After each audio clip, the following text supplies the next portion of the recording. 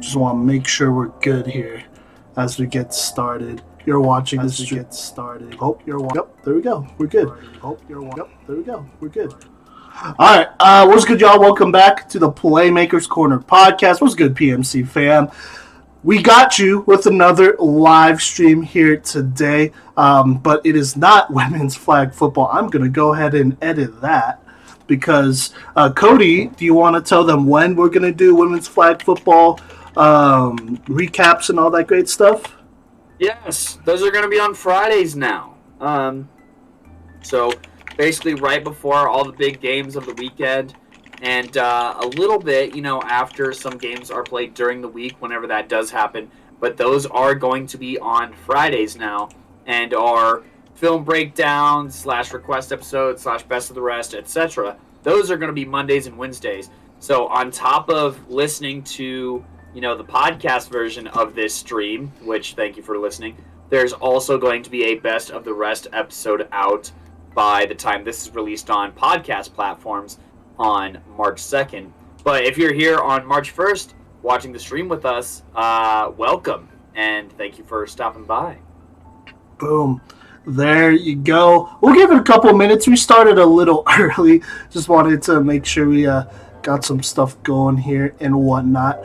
We might as well run through announcements. Yes, so Fridays, that's when we'll do our recaps. That is...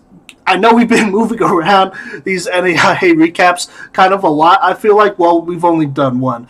But Fridays is the day, all right? So if you want to look into women's flag football stuff, go ahead and check it out on that day. We'll be recapping, the whole week of games, talk about Playmakers of the Week, do our power rankings that Cody is involved in, by the way. He may not be on the episode, but he is making those power rankings as well. And then after that, we're going to probably talk a little bit of girls high school flag football as well. Highlight some players that, stood out or, some efforts here. We do have some connections down in Florida. Shout out to Newsom High School. Shout out to Leonard High School, our girls. Devin, Caitlin, Emma, Deja, all of them, they're going to be starting their season here soon here. And so we have some connections there. And then we're going to look back at girls high school flag football from this year because everyone started at a different time. I know Alabama and Georgia was going on during the fall, and then Nevada just had their state championship games either last week or 2 weeks ago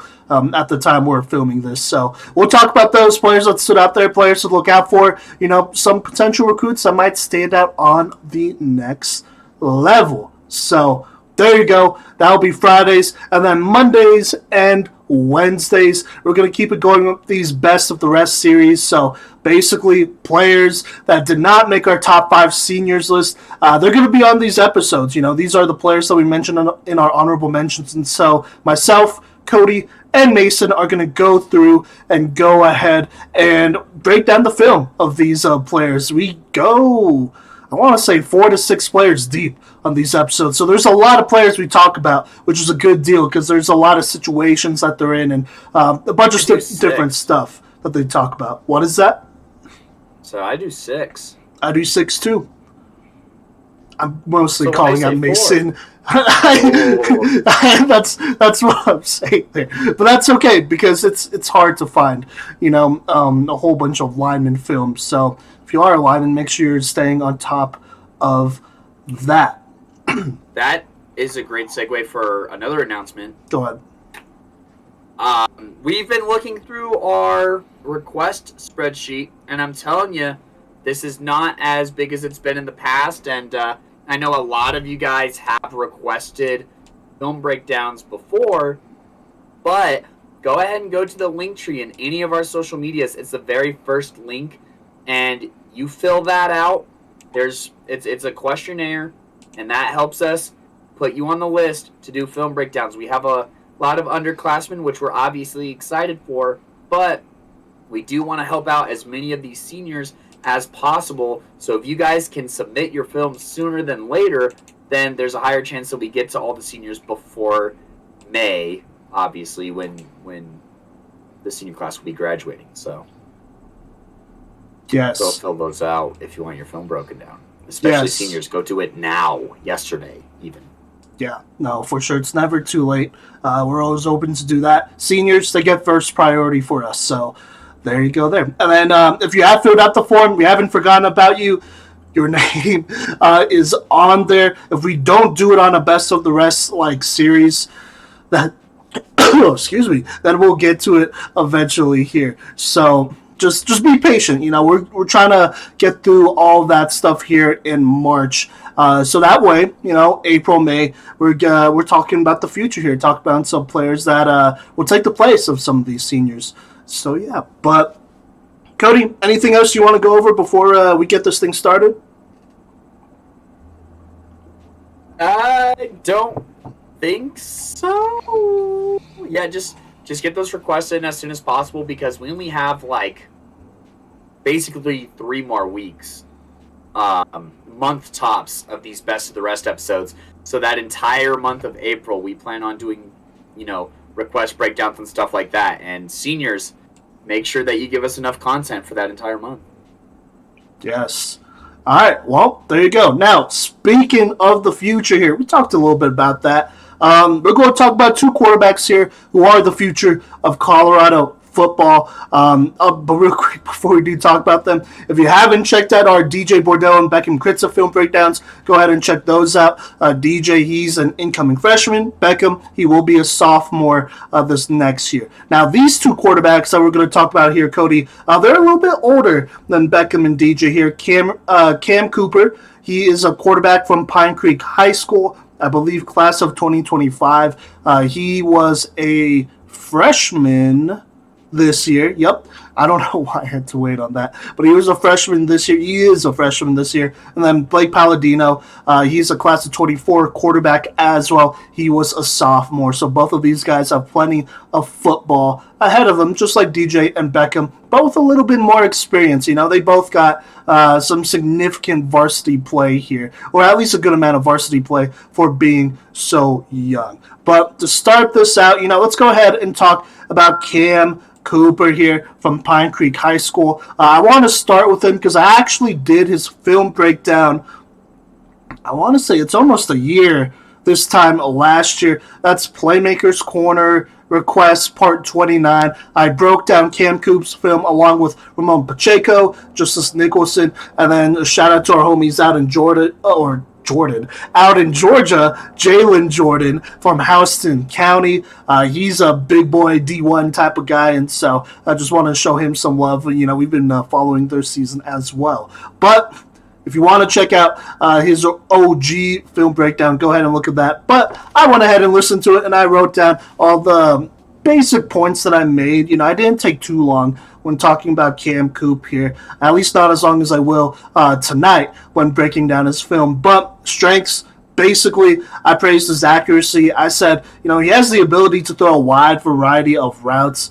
I saw on a lot of his film, he's completing routes from basically the entire route tree. I'm talking short, medium, and long, and he's very accurate with it, good timing, and so I like that a lot. I also called him a dual threat. I said he's somebody who could probably average about 80 to 100 rushing yards a game in high school. I said he was extremely athletic.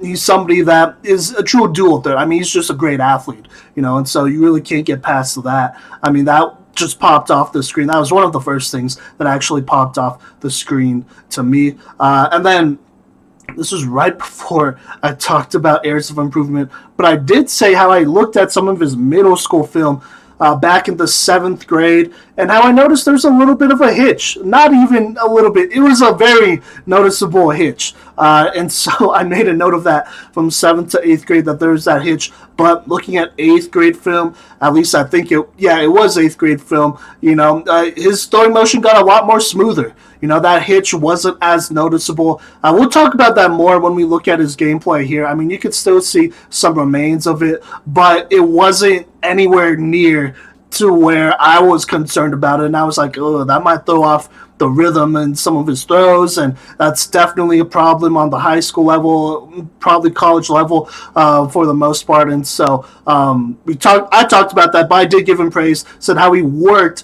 and got rid of that, and so that's definitely a note to be made for a quarterback to correct that quickly for the most part. And then last but not least, I said his athleticism, for the most part, should bail him out of most high school football situations. Look, if the pocket's collapsing or, if the play's just not there, I mean, he's somebody that will still find a way to get it done. And that's really all you can hope for. So yeah. But areas of improvement, real quick, I said his timing just needs to be better, specifically on his deep throws, which I thought was really interesting when looking back. We've talked about a lot of quarterbacks who have great timing on deep throws, but when it came to Cam Coop, I said his timing on deep throws, it's a little off, and I don't know why, but it just is, and so he needs to work on that, continue to build that chemistry with his receivers. I also said he has a pretty bad habit of staring down receivers, and he needs to start moving defenders with his eyes, even if he knows where he wants to go with the ball.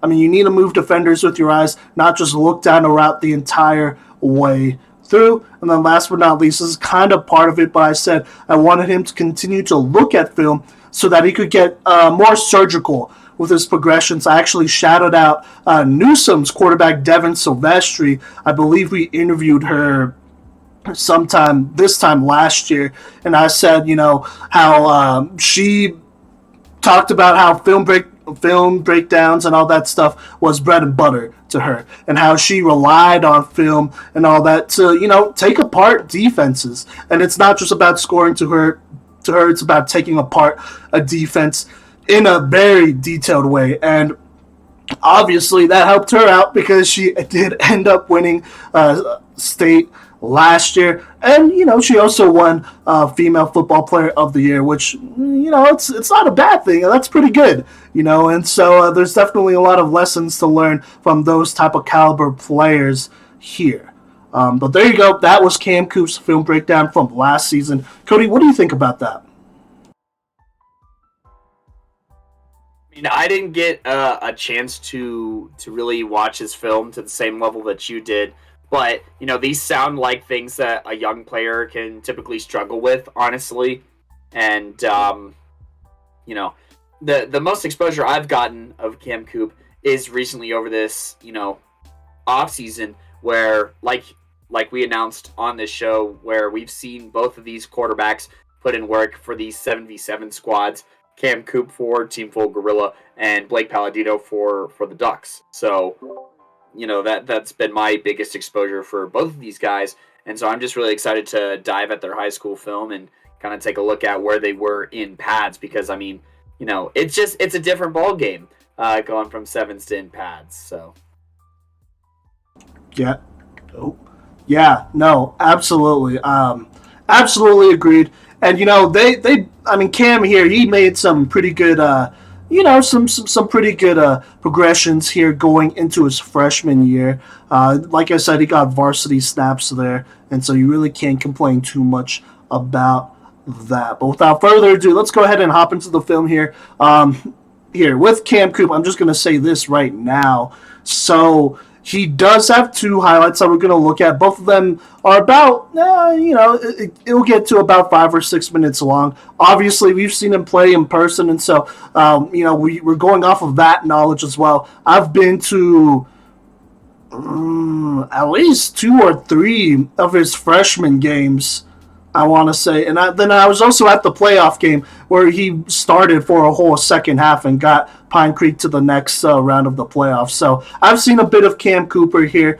I'm very familiar with that. But, just for time and audience sakes, we're going to look at the highlights here and just give you our raw reaction, starting with his mid-season highlights. Most of this film looks like JV or freshman film, and I know that because I was there and I recognize some of these plays. So yeah. But here, let's go ahead and show that. Let me adjust this just slightly here. Okay. All right, Cody, you ready? On my mark? Or are you ready?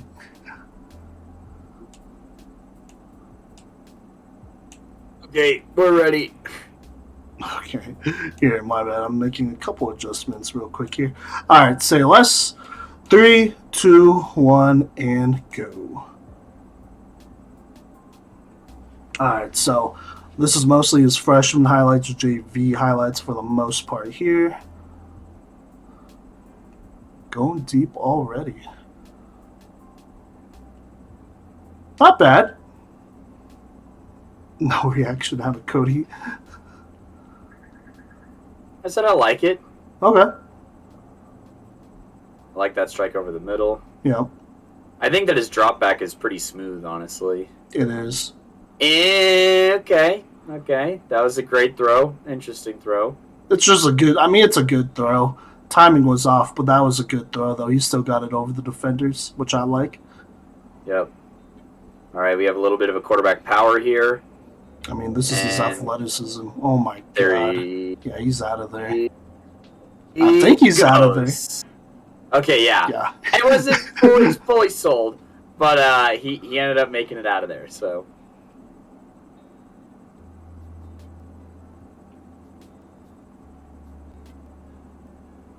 Yeah.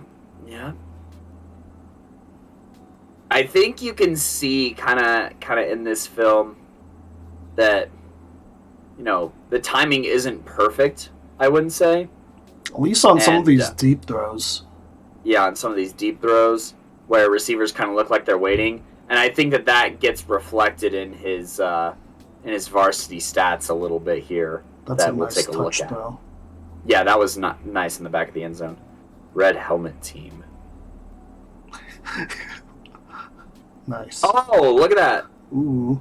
Way to Nice give your receiver a chance to make a play. Yeah. Also, these receivers can really get up there. Oh my gosh. 1, 2, 3, 4, 5 different people can't tackle him. That's just sweet. great. Hey, athleticism, right? Yep.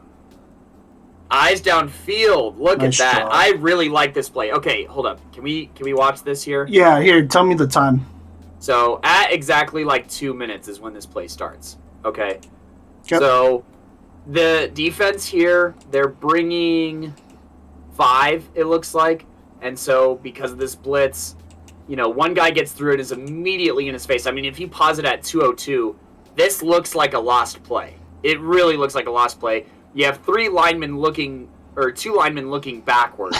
Yeah. And you have Cam Coop here with a defender right in his face. This doesn't look good. But, no. you know, let it play through. He lowers his shoulder down and, you know, gets that leverage to scoop kind of underneath and step, you know, into the pocket, but also underneath the defender. But by the time he steps up, you look here on the left side of the screen, like you can't really see Cam Coop here at 2:03, right? You only see his head here. But you can see one more defender here who's gotten past the guard. And you see this center here standing, looking at the ref like, where's my guy? But anyways, you see him step up here, right? There's another defender here. So he uses pretty good pocket awareness, honestly, to not only duck underneath, but as soon as he pops his head back up, he's already heading to the right, away from this pressure here on the left side. Like, he's not looking directly at this defender here at 2:03 that's already in the backfield past this guard. He's looking upfield, and, you know, there's a lane here as well. So as far as, like, ball carrier vision goes, I mean, you have this tackle, and this DN looks like maybe he's doing a spin move. I don't know. His back is literally to the play. Yeah, he's doing some kind of spin move. So then the lane closes. But, you know, the difference here between, you know, a good quarterback and then a great quarterback here is, you know, if he was relying too much on his athleticism, maybe he takes off upfield and this defensive end gets him, right?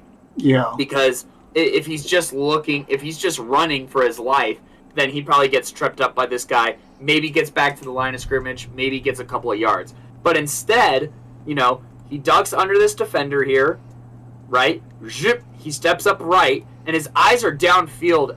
Like, literally, as soon as he ducks under this first blitzer that got through the line, his eyes are downfield looking for the play here. And, I mean, let's see how long it takes him to release this ball. Zip. That's a pretty fast release. Yeah. on top of that, because the pressure is there. He's getting, like, he's wrapped up with this ball in the air. So he is under duress on this throw.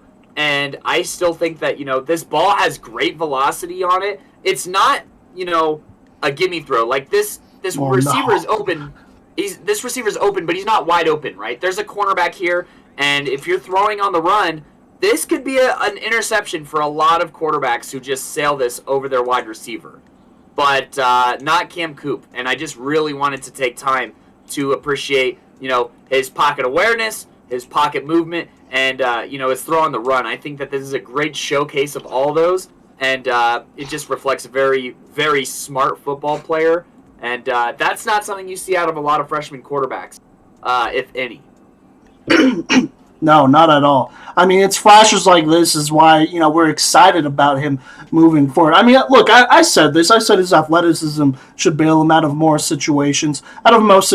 I mean, you could, just looking back at this play, whenever you have linemen looking backwards, it's never a bad thing. And then this little defensive end that spin moved, he must have felt like he was going to get a good pop on Cam because he's already diving at him as he's as he's winding up. And he does get a nice little hit on him, But regardless, like you said, very good job delivering the ball. An accurate throw as well. I mean, if you're an athlete, you just make that throw, right? Most athletes will make that throw, but for him to stay disciplined and keep his eyes downfield, that's always a good thing. So pretty sweet mechanics. Not to mention pretty sweet mechanics on here. There's nothing I'm not disgusted by what I'm seeing. A lot of quarterbacks, they start throwing on the run and everything goes out the window. If it's a baseball player and they're on the run, the baseball part of their throwing motion starts to come out, is kind of what I'm saying here.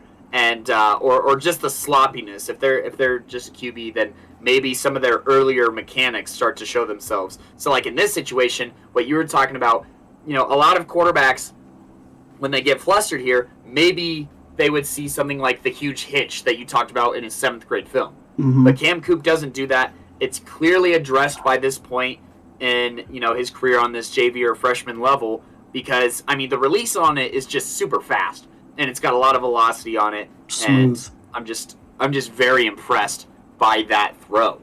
Yeah, I mean, if he still had that hitch, that play is a turnover.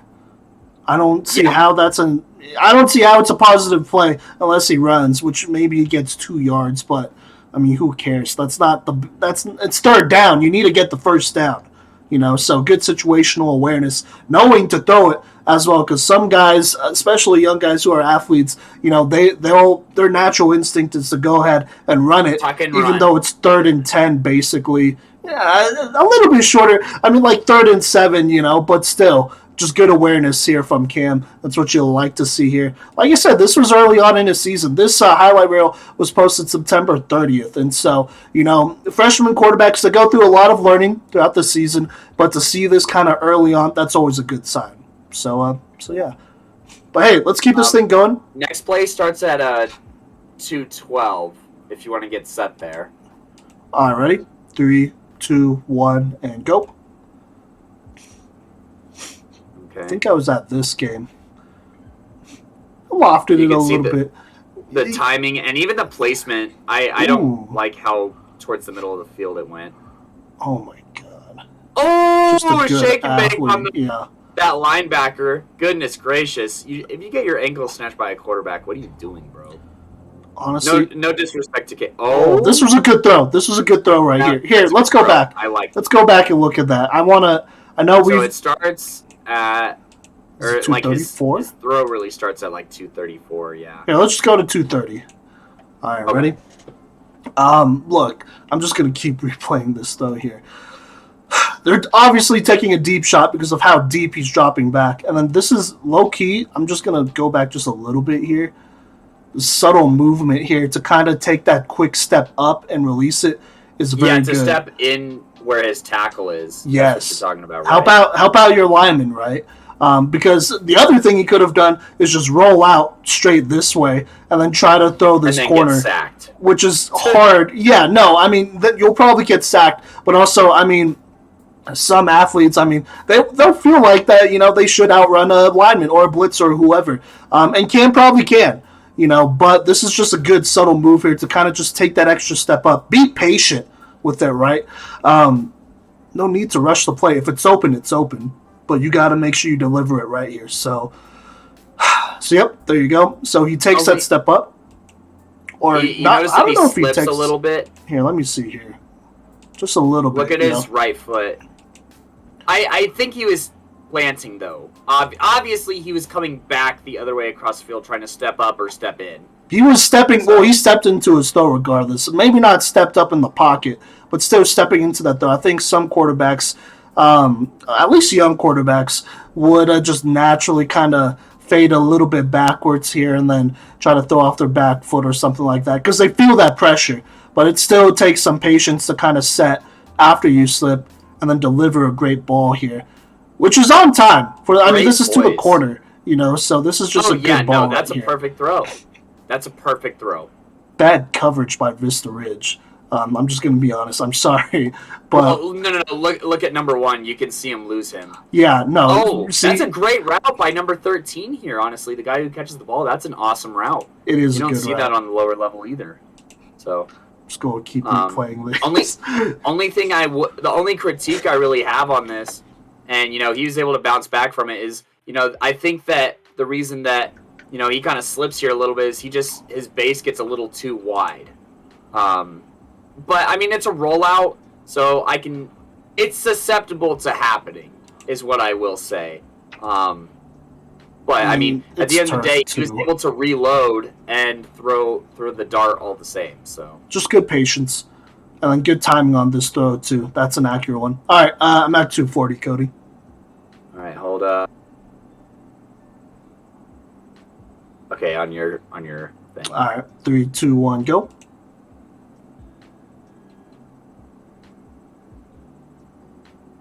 Nothing too crazy. Okay.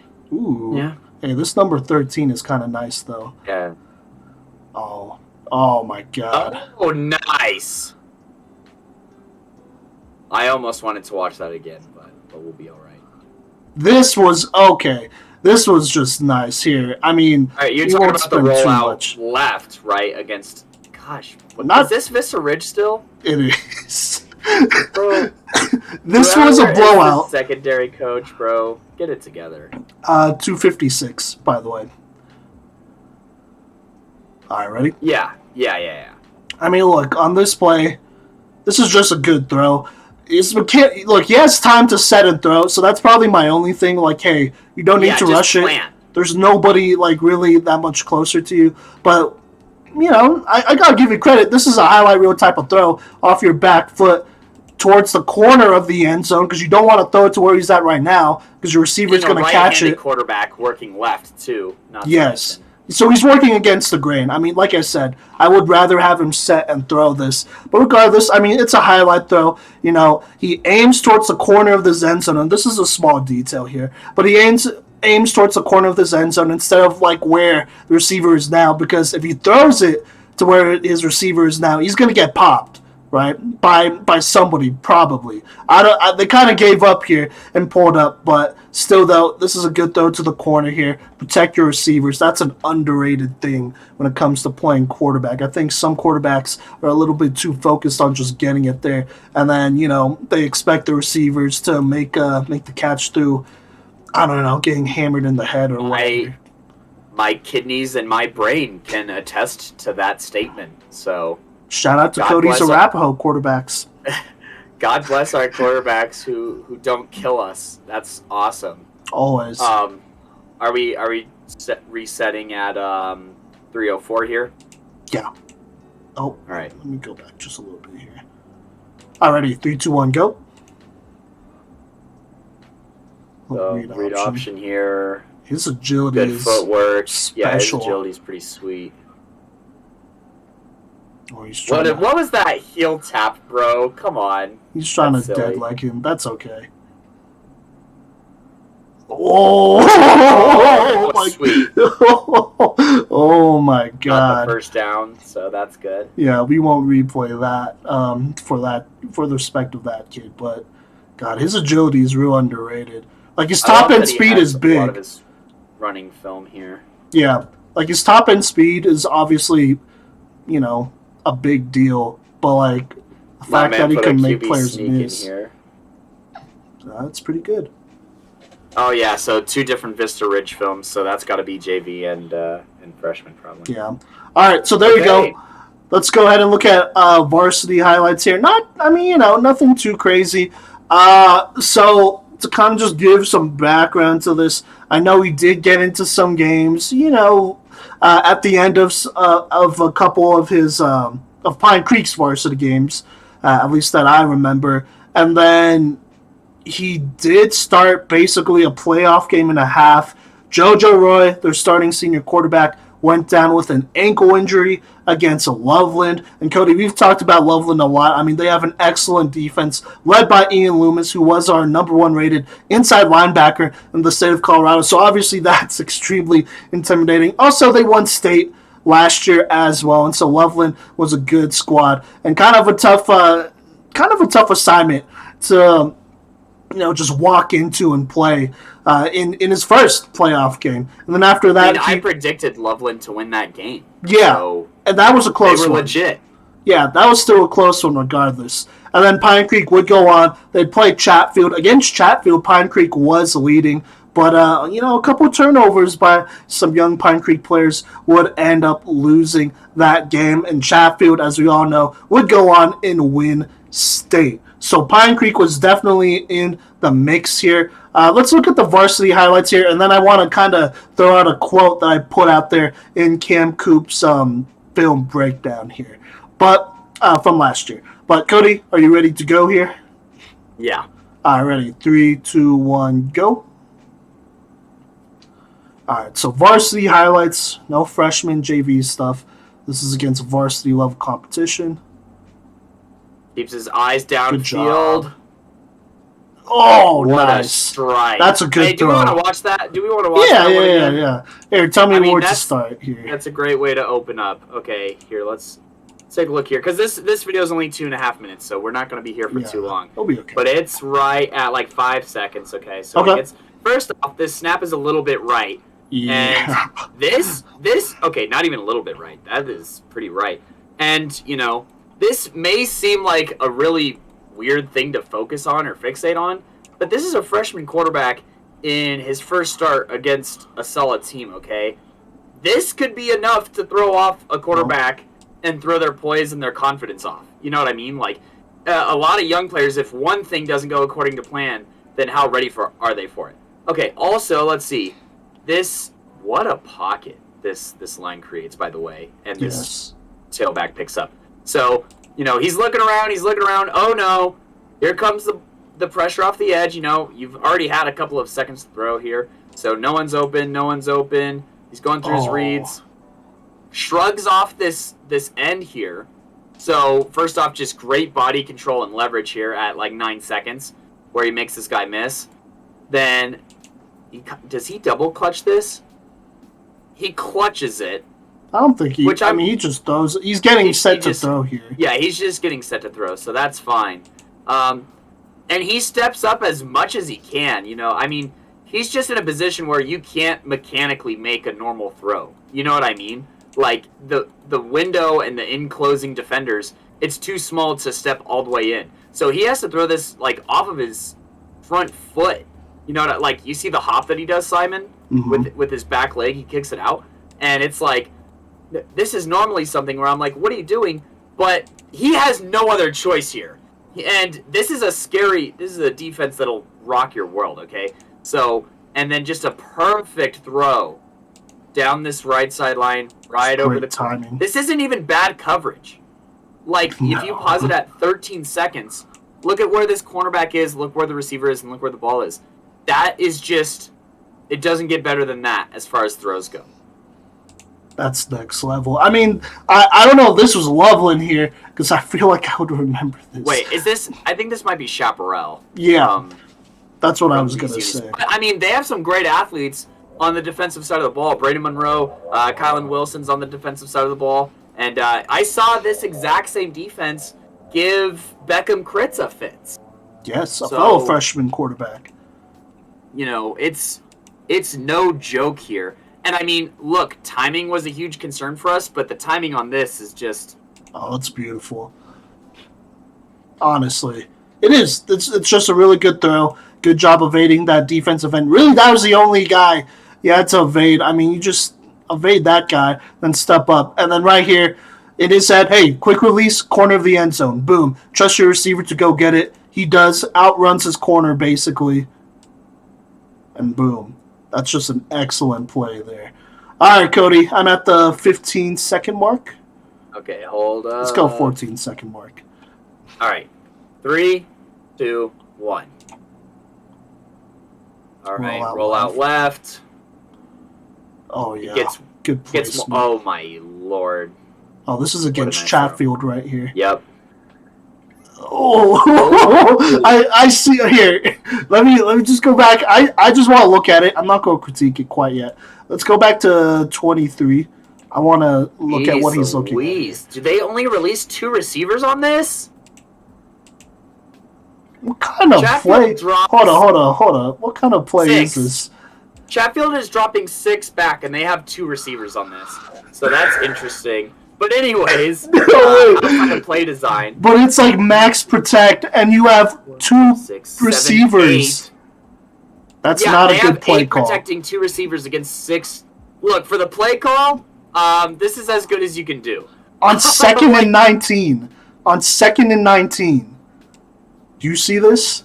On 2nd and 19. Here, I don't want to roast the coaches. Because I know they already kind of feel some type of way. But I'm just saying, on 2nd and 19 in the first quarter, you call a play to 2 receivers, and it's max protect. They're rushing 4 guys.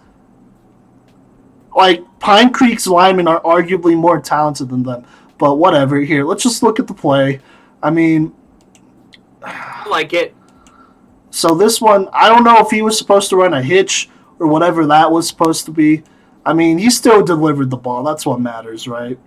This looks like a corner route, and if you see the receiver on the outside, he gets jammed really hard by number 14, and I think that's what causes such a big clutter on this play here. I think this go route is supposed to be, like, beyond, you know what I mean? And, is that Mr. Kramer getting jammed? Anyways, he does exactly what he needs to do on this play. I think that if he tries to rifle it in, number 45, I think he can make a play on a bulleted pass, honestly. This Chatfield defense is very talented. I mean, in this secondary, you have Narva and Mason Lowe.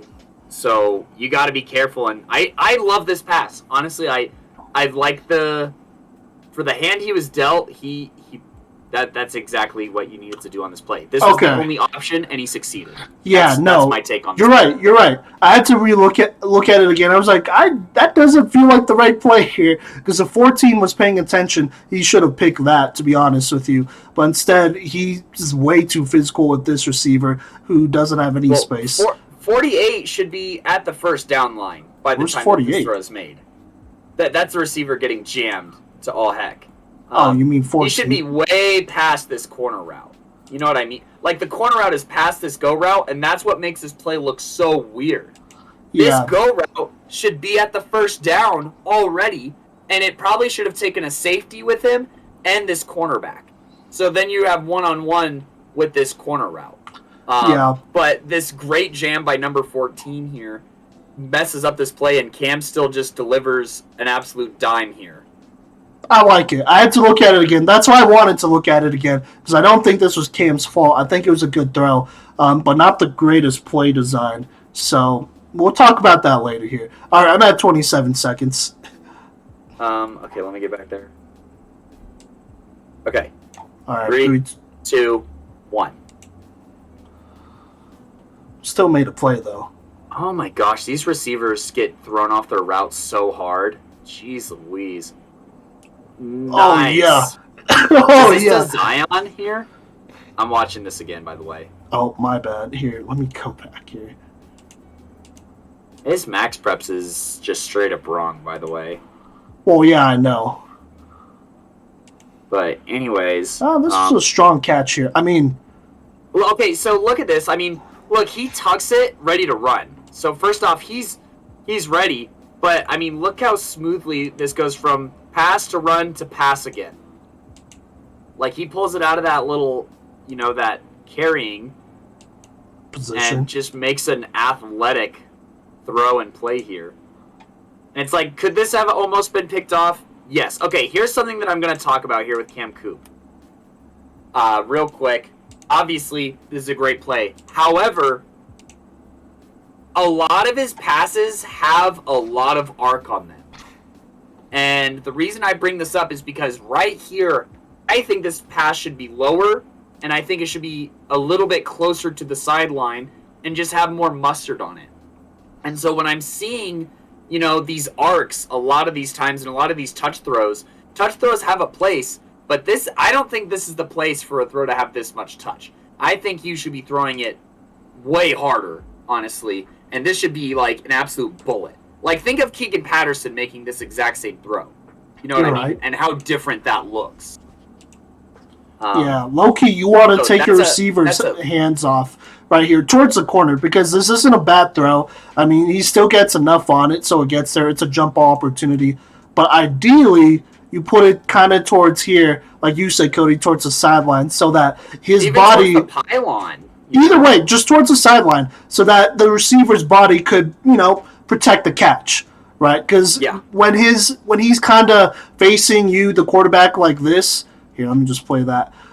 He could definitely, his body isn't protecting the ball, right? Or protecting the catch is what I'm trying to say here.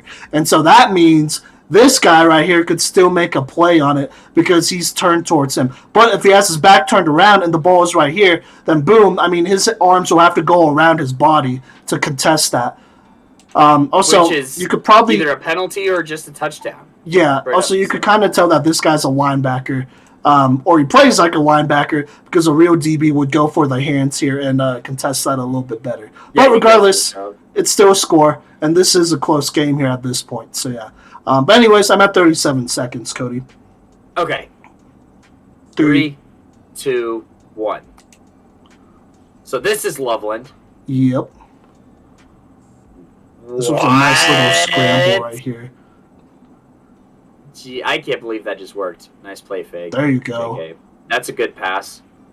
Once again, I just think that he could bring the height of the pass down a little bit. You know what I mean? Oh my lord! Ah! Oh god, they're all in the backfield. Oh, spin move! Ooh, he tried to do it again. That's not bad. Still got yards. Yeah, no. Douglas County. Quick pass, gets hit. Yep, I like delivers a strike. Okay, that's not bad. Could have threw that a little bit earlier to Justice, so that Justice could at least make a move and get upfield.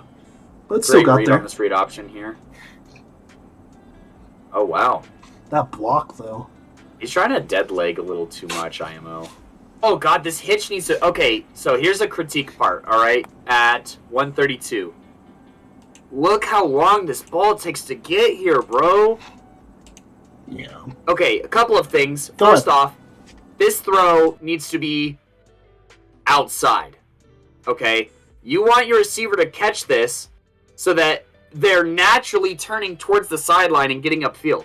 Because honestly, I don't see the safety on this play, and if he, first off, brings the arc down and pushes it a little bit harder with arm power, and pushes it outside, this play is at least a first down play, in my opinion. And I'd say even a potential touchdown, depending on the field, with the field position being what it is.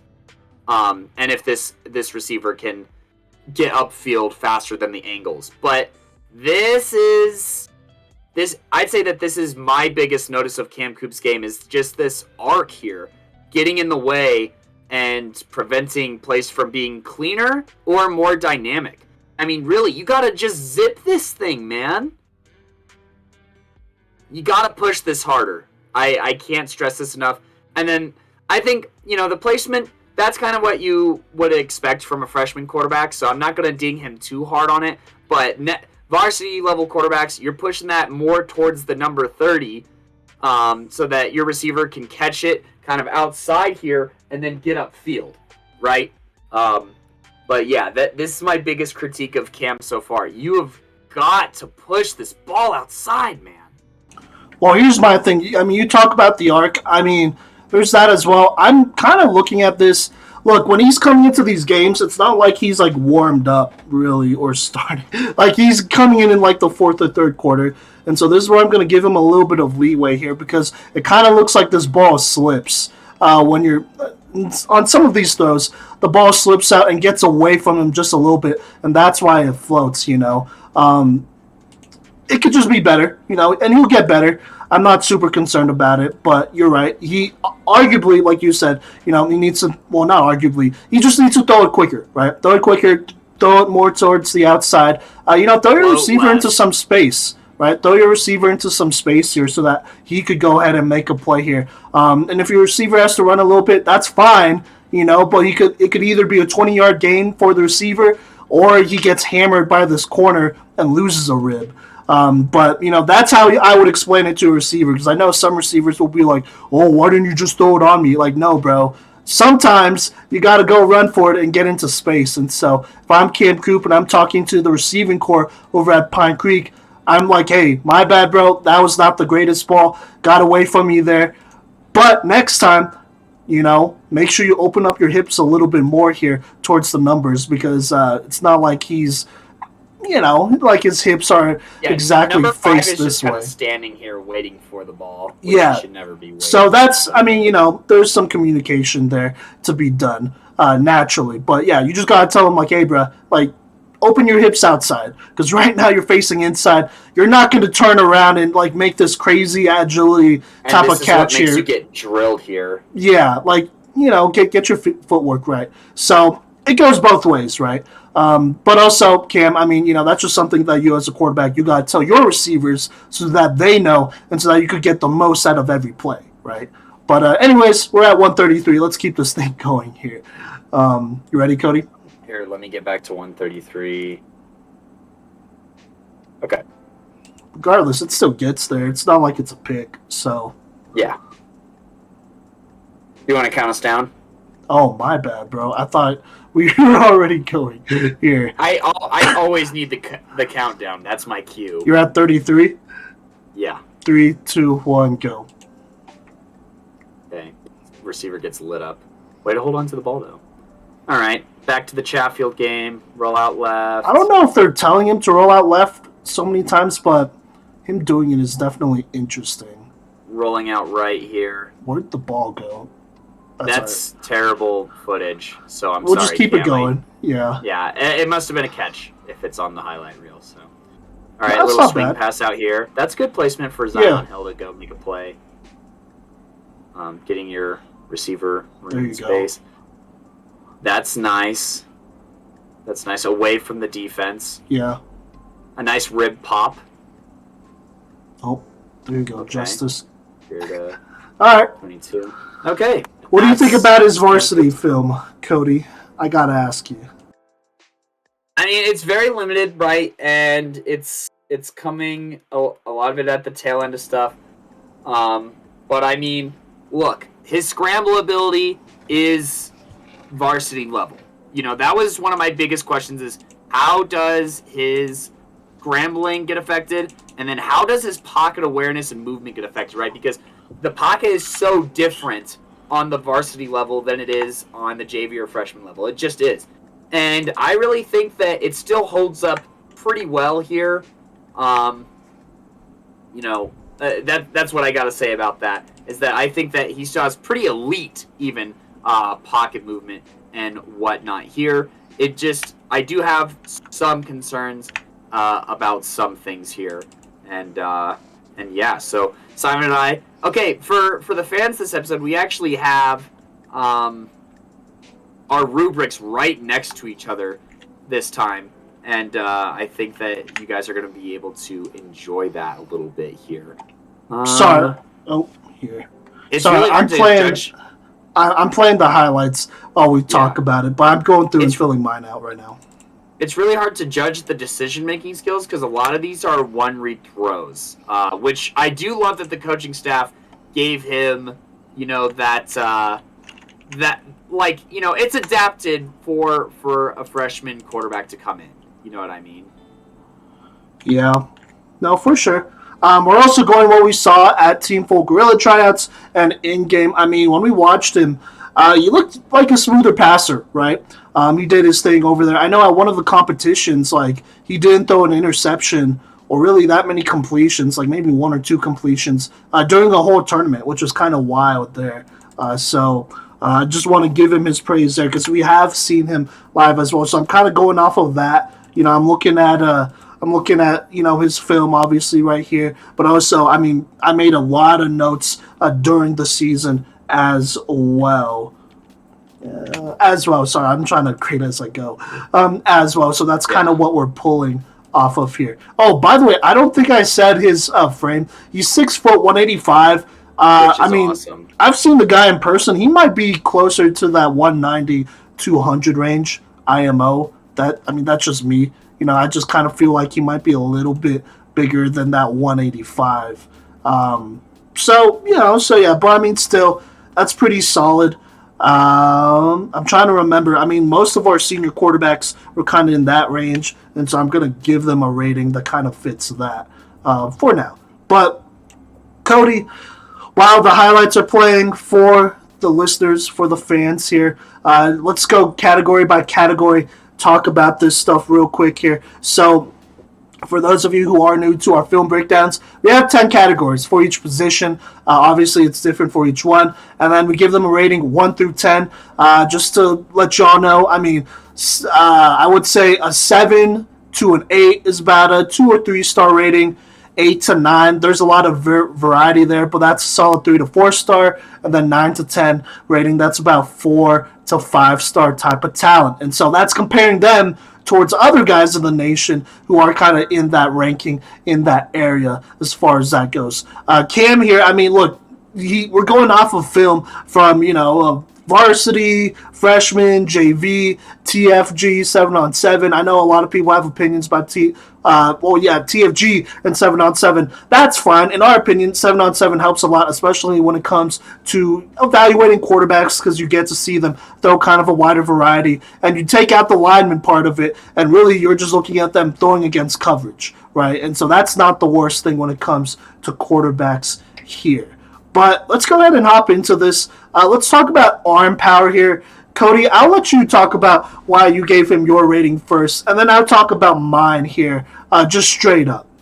So this is a tough one, right? Because obviously, we see him throwing and taking the top off of defenses pretty regularly on the deep ball, right? With his freshman JV highlights, and he even shows the ability to push it down the field on the varsity level. Now, the flip side of that is I'm thinking about how much arc a lot of these passes have, and I'm thinking of how many, bullet passes he throws and how many, really tight windows he fits it in. And the play that just happened, that Vista Ridge play that we looked at so many times when he steps up in the pocket, that looks like his hardest throw on, this entire film. So I was at a bit of an impasse here, and I decided to give him a 6.8 on the arm power. Now, if we're talking pushing it down the field, it's like an 8. If we're talking being able to hit, some of these intermediate kind of throws with a lot of mustard and squeezing it into tight windows, I just haven't seen enough of that or enough of the velocity to really warrant backing up an 8 here. I think that that's closer to the average / needs improvement side of things. So that's what drags down, Cam Coop's arm power, in my opinion, to a 6.8, is just not seeing him really put some juice on that ball. Fair enough. Simon, I see your rating, and I don't disagree with it either. This category, and then it looks like our throw on the run ability category are the biggest differences that you and I have. But I can see reasoning for all of that. Otherwise, we are basically the same on every other one. Yeah, so I actually gave him an 8.7 when it came to arm power. Look, when looking at his, I think this is really interesting here because we're looking at his, football season highlights. And obviously, we've seen this dude the last 3 months, right? Competing at TFG tryouts, competing against other 7-on-7 teams. going around the country, doing his thing as well.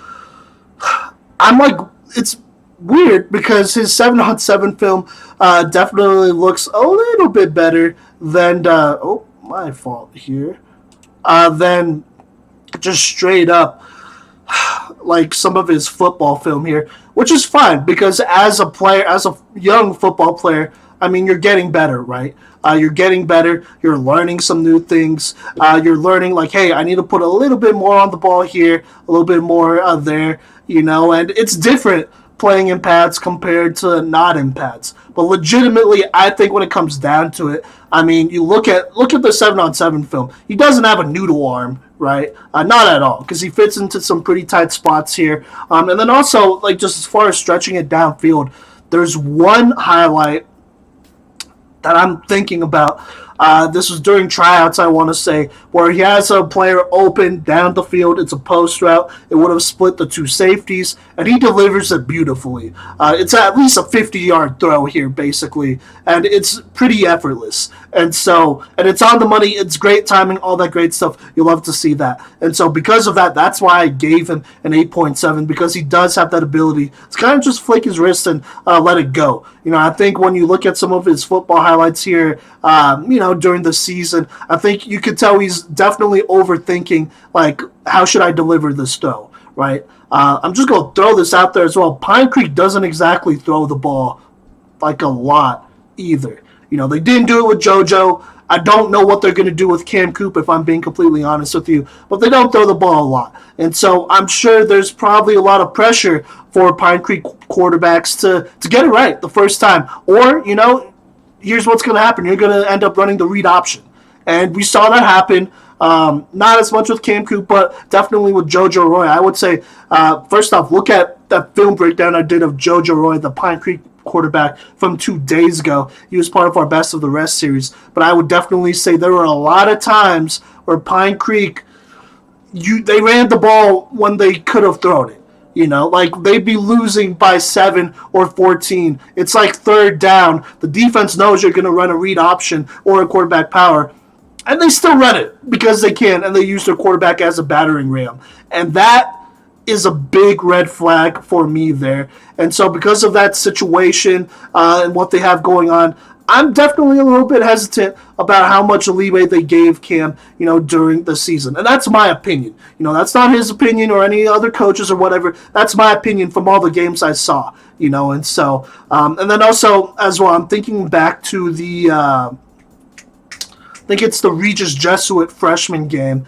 I want to say I was at that game. He let go of a couple of really nice deep balls as well that we didn't get to see because that was in the later half of the season before his mid-season film, I'm pretty sure. So yeah. So I'm giving him an 8.7. I mean, obviously, Cody, I've seen him play more than you have, so there's a little bit of of a difference there. Yeah, but there wasn't much of a difference when we looked at accuracy. Isn't that right, Simon? Sorry, I was muted. Yeah, accuracy needs to be better. I think consistency is the biggest thing because we see him make good throws like this one he made, like the first one he made on his varsity film, like a couple of those throws he made against Vista Ridge. He has the ability to make those against 7-on-7. Like he obviously showed that he's an accurate quarterback.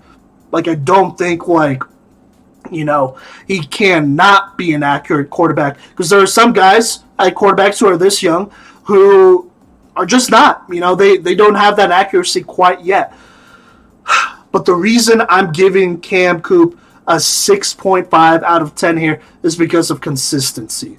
And, you could talk about situation and how, he's on a short leash as a passer and whatnot. That's fine. Go ahead and talk about that. But I have to give him a 6.5 because he just needs to be more consistent. And like I said, we're going off a bunch of different film here, film that we saw. And I know he can make good throws. But as far as consistency goes, I just need to see more of it. And so that's why he's at a 6.5. Not too bad. That's about average.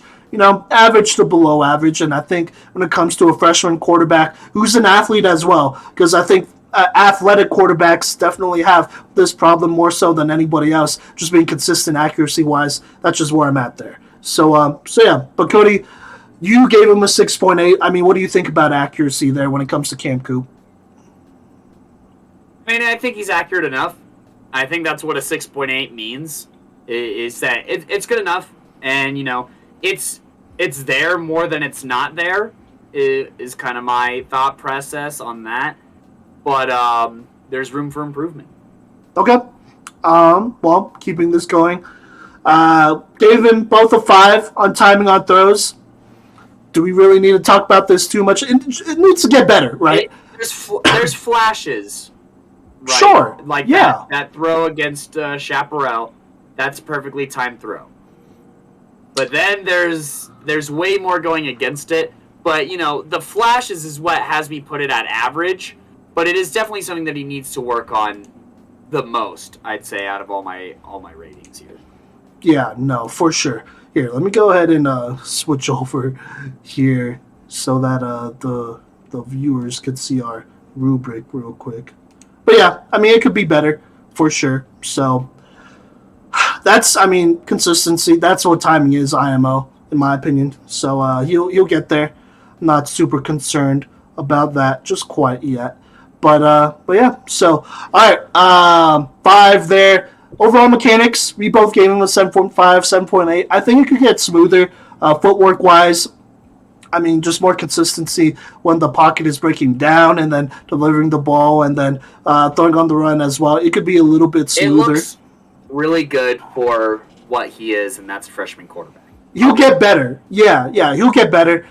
We really don't have to talk about that too much. Decision making, basically the same. I gave him a 6. Cody, you gave him a 5.5. I think that's fair. I know that he did throw picks in the playoffs. He did. So that's something that I consider during decision making, and I just have to see more. Honestly, a lot of these passes on the varsity level are one read. So I can't let myself give a higher score than a 5.5. I do give him a 5.5 because once again, there's flashes, right? Like that throw in the end zone when he was on the run, where he switches from that ball carrier position to back to that throw and delivers a dot. I think that's a good throw there. I think that's a heads up play to make, and I consider his ability to decide whether to tuck and run or whether to throw. That's a part of decision making. So that's where the 5.5 comes from. Otherwise, I think it would be lower. But I'm not mad about it. You know what I mean? So. Yeah, part of this, well, mostly for me, is the system. I don't know. Well, we'll see how it is on the varsity level. On the freshman level, it felt like, he had a lot more decisions he could have made here. And so I'm going to give him a 6 for now, just because it's not exactly, like, he doesn't run the most complicated offense in Colorado. It's not a spread. I mean, you have a lot of read options. You get to hand off the ball to your running backs probably 20 to 40 times a game, probably more if it's a closer game. So a lot of those decisions are automatically taken out of your hands, which, in my opinion, I don't like. I feel like, the future right now with the quarterback position, if you have a guy that could play, give him decisions to make, right? Put the ball in his hands more. But that's just me. So let's keep it going. Scramble ability, I gave him an 8.6. Top end speed, great. Agility, I think, really impressed me. Somebody that very good. Yeah, I mean, like, look, if it's 101, I trust Cam Coop to make the play. Honestly, I just do. And Cody, I think you do as well, as you did give him an 8.2. We don't really have to talk about that too much. It's the same score. You've seen it. Yeah. No, for sure. Throwing the run ability, I was a little bit tougher on him. Gave him a 6.5. I feel like he could be a little bit more accurate. Especially when he's throwing on the run, I feel like there are some balls he throws that are a little bit, like they sail just a little bit here, so I'm just looking for tighter ropes in the future. More consistency is what I'm mostly looking at, knowing to, like, hey, do I need to sail it here, aim for, a corner of the end zone, or should I, like, throw it on a rope, right? And so that's kind of where I'm at. Cody, I don't necessarily disagree with your rating. You gave him a 7.8. Do you want to talk about that here? Well, it just sounds like the difference that we have is the throw on the rope I put into arm power, and the throw on the rope that you're looking for you put into throw on the run.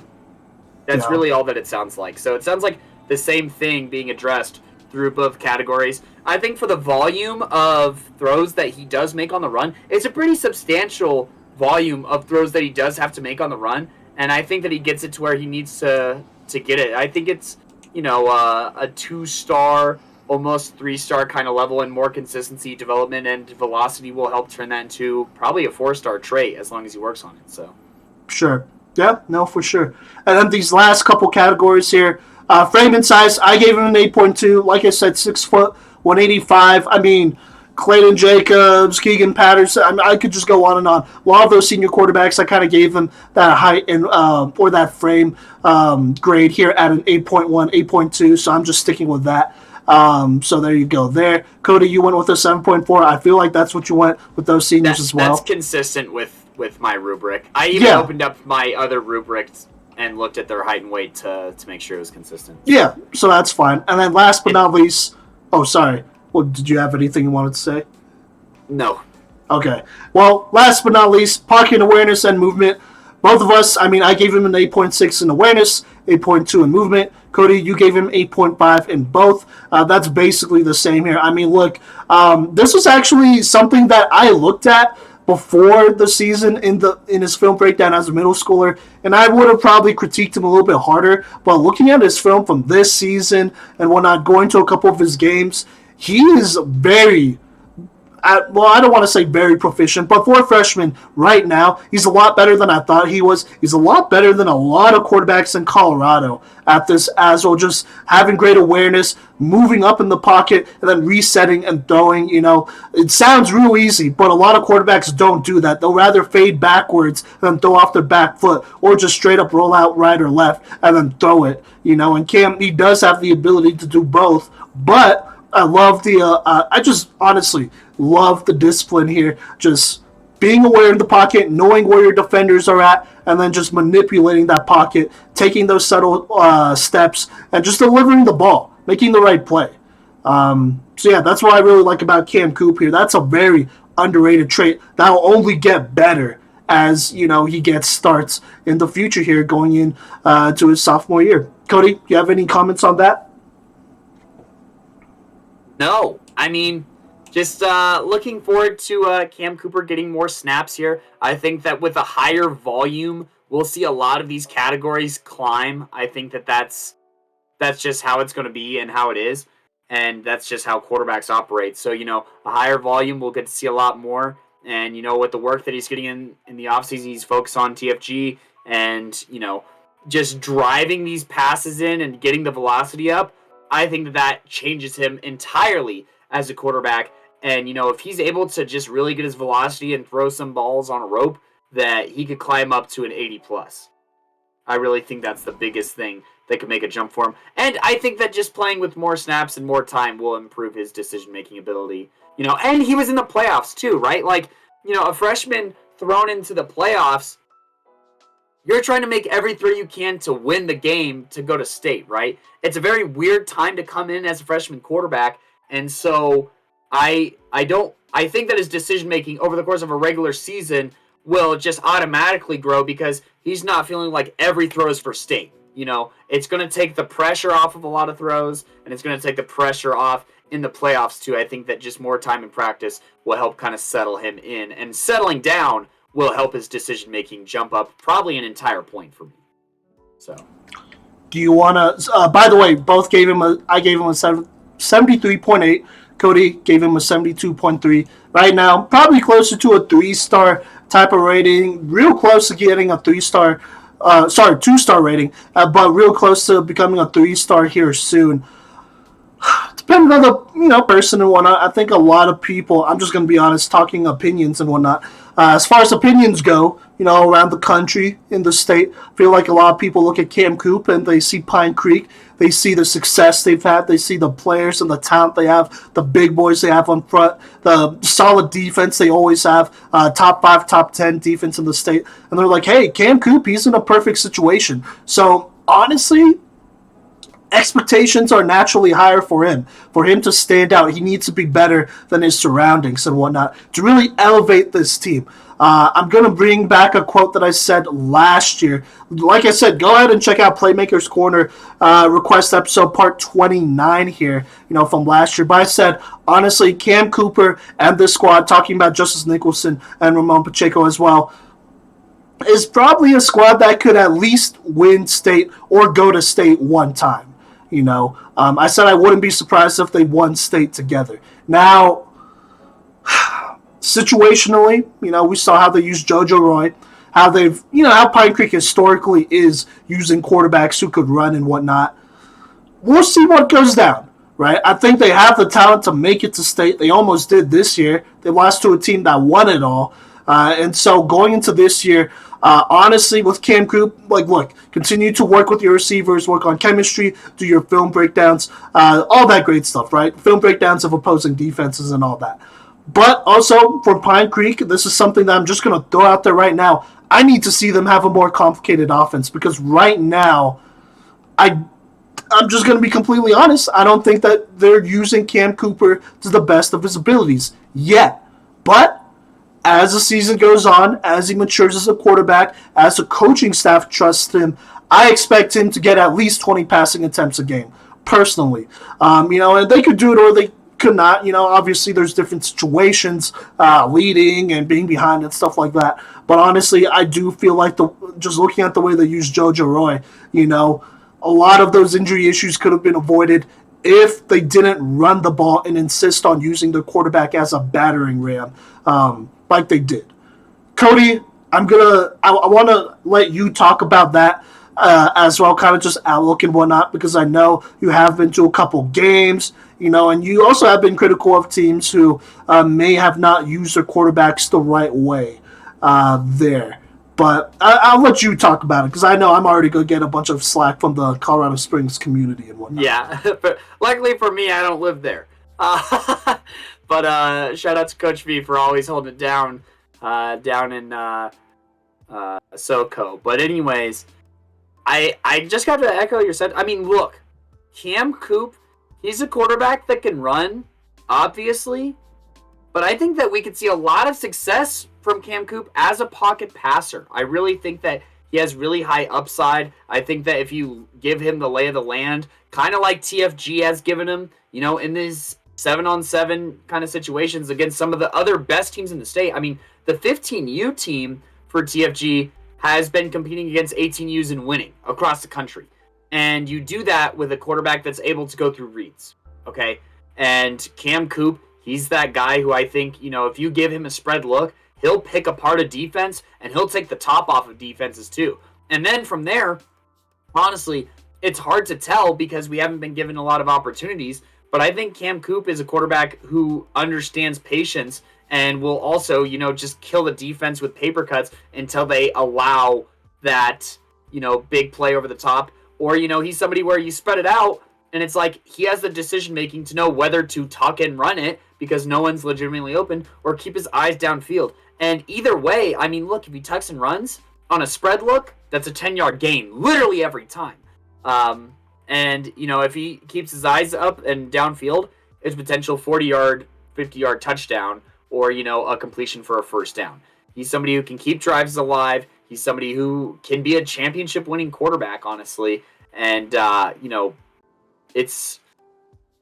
we'll see. We'll see what system is being rolled out. I don't disagree with using him in read option situations. I think that, you could see on the freshman team, there was one play where he's running, an RPO where he can read it, but he also has that slot receiver running that bubble route too. Which even later, if you're running down the field far enough, can turn into a bit of a speed option too. And I think that concepts like those can make Cam Cooper, arguably, it could give him an opportunity to be the best quarterback of his class. Just with the multi-dimensionality that he could bring. But, yeah, absolutely. There's a lot of potential to be held back. So, yeah, that Chatfield play, I'm not going to lie, kind of has me a little bit shook. The play. The one where they had two receivers running routes on 3rd and 19, and then called max protect against 4 rushers. Excuse my language, but that's a shitty play. I I mean, I guess maybe if you want to be conservative and get some yards, hopefully someone breaks And something it's on off. the short side of the field. But if like, you're going to run two receivers with that concept, put it on the wide side. yes, so it's not even well made. Like, look, why? Like, give him at least 3 or 4 options, bruh. Like, look, this ain't 1950, you know? This is the future. You know, teams that adapt are going to win, like Cherry Creek and whatnot, and so that's just what I'm going to throw out there. And so, worst case scenario, you have Chatfield type of place, or at least compared to that one, where I'm just like, what is going on? All right.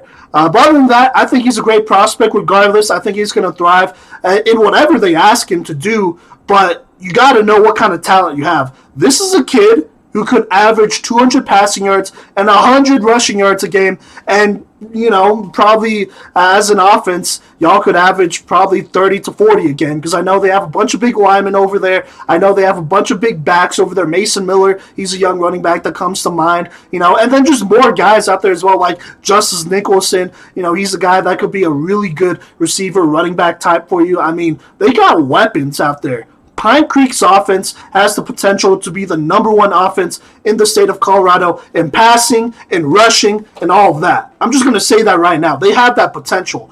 Whether they reach it or not is up to the coaching staff and is up to the players as well. You know, how much are they willing to buy in and embrace these complicated offensive concepts? Yeah.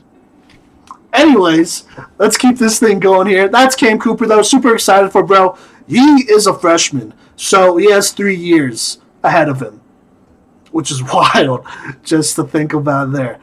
So just a long time there. But let's talk about another kid here. You know, previously did play for the Ducks, for Team for Gorilla. Now is with the Ducks, coached by Coach Vihu and that great squad over there. You know, Blake Palladino. That's the next guy we're going to talk about here. Class of, I believe it's 2024. He was a sophomore this year, played for Mullen for a good majority of the season, was a starter over there, did his thing for a little bit. Now he will be going to Dakota Ridge. I'm pretty sure that's basically a done deal. I mean, nobody has said otherwise. He's transferring from a private school to a public school. So that's, I mean, there shouldn't be any problems there. That is definitely allowed. You know, that's different from transferring from a public to a private, by the way. So just going to throw that out there. But Blake Palladino, very talented quarterback, one of the most talented quarterbacks in the state of Colorado. Definitely got some things to say about him here. Did do a film breakdown on him last year, but we were able to watch a lot of just him playing these last 2 months, probably for the first time. I don't think any of us made it out to a Mullen game too. So really these last 2 months were like just our best opportunities to see Blake play in person, see what his tendencies are, and all that great stuff. You know, we've heard about the kid before. You know, we heard about him last year before the 2021 season. But, I mean, you know, he was a freshman coming in. A sophomore coming in. What was that? Was that glove work? What do you mean?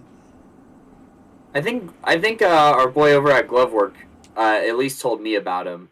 Because I'm pretty sure he coached over at Mullen, or at some point did. Cardenas, that is. Yeah. He probably did, honestly. So there you go. I mean, you know, that's just connections we have. But yeah, so Blake Palladino. Cody, is there anything you want to say about Blake here before we hop into his highlight reel? He kind of has a longer one, and so there's a lot to go into it. I'll talk about how cool of a guy he is later. Say less. All right. Started for Mullen. Oh, by the way, 6'3", I think 195. Yep, is where he's at right now. He might be a little bit heavier now, but that's what he was listed at going into his sophomore year. But all right, 3. I'm at 0-0, by the way, Cody. If you're ready. Yeah. All right, 3, 2, 1, and go. Oh my God! This is just on power. Really well. Yeah. Yeah. That's just on power. Nice. Oh yeah. Oh, this is a tough throw to make. That is perfect. That's a perfect throw. Yeah. Let's just keep it going because we'll see a lot of those. But man, just his ability to just rip it and let it go. is something else. Hey, okay, Ooh. we're gonna watch this again. We're gonna watch this again. Okay. Tell me where to go. Okay, here's the thing about this. Okay, go to 24. Okay, 24. Look at this defense. These cornerbacks are at the 10-yard line, dog. It's prevent. This is as conservative a defense as you could look at.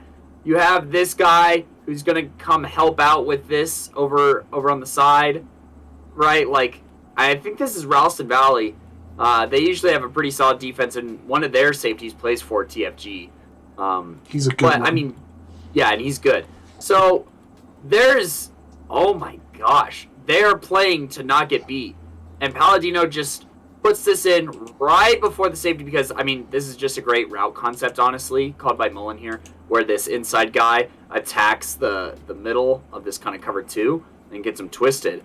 But, I mean, you can't throw this any later, and you can't throw it any softer, and you can't throw it really, like... I mean, you have to make a perfect throw because they're playing so far back.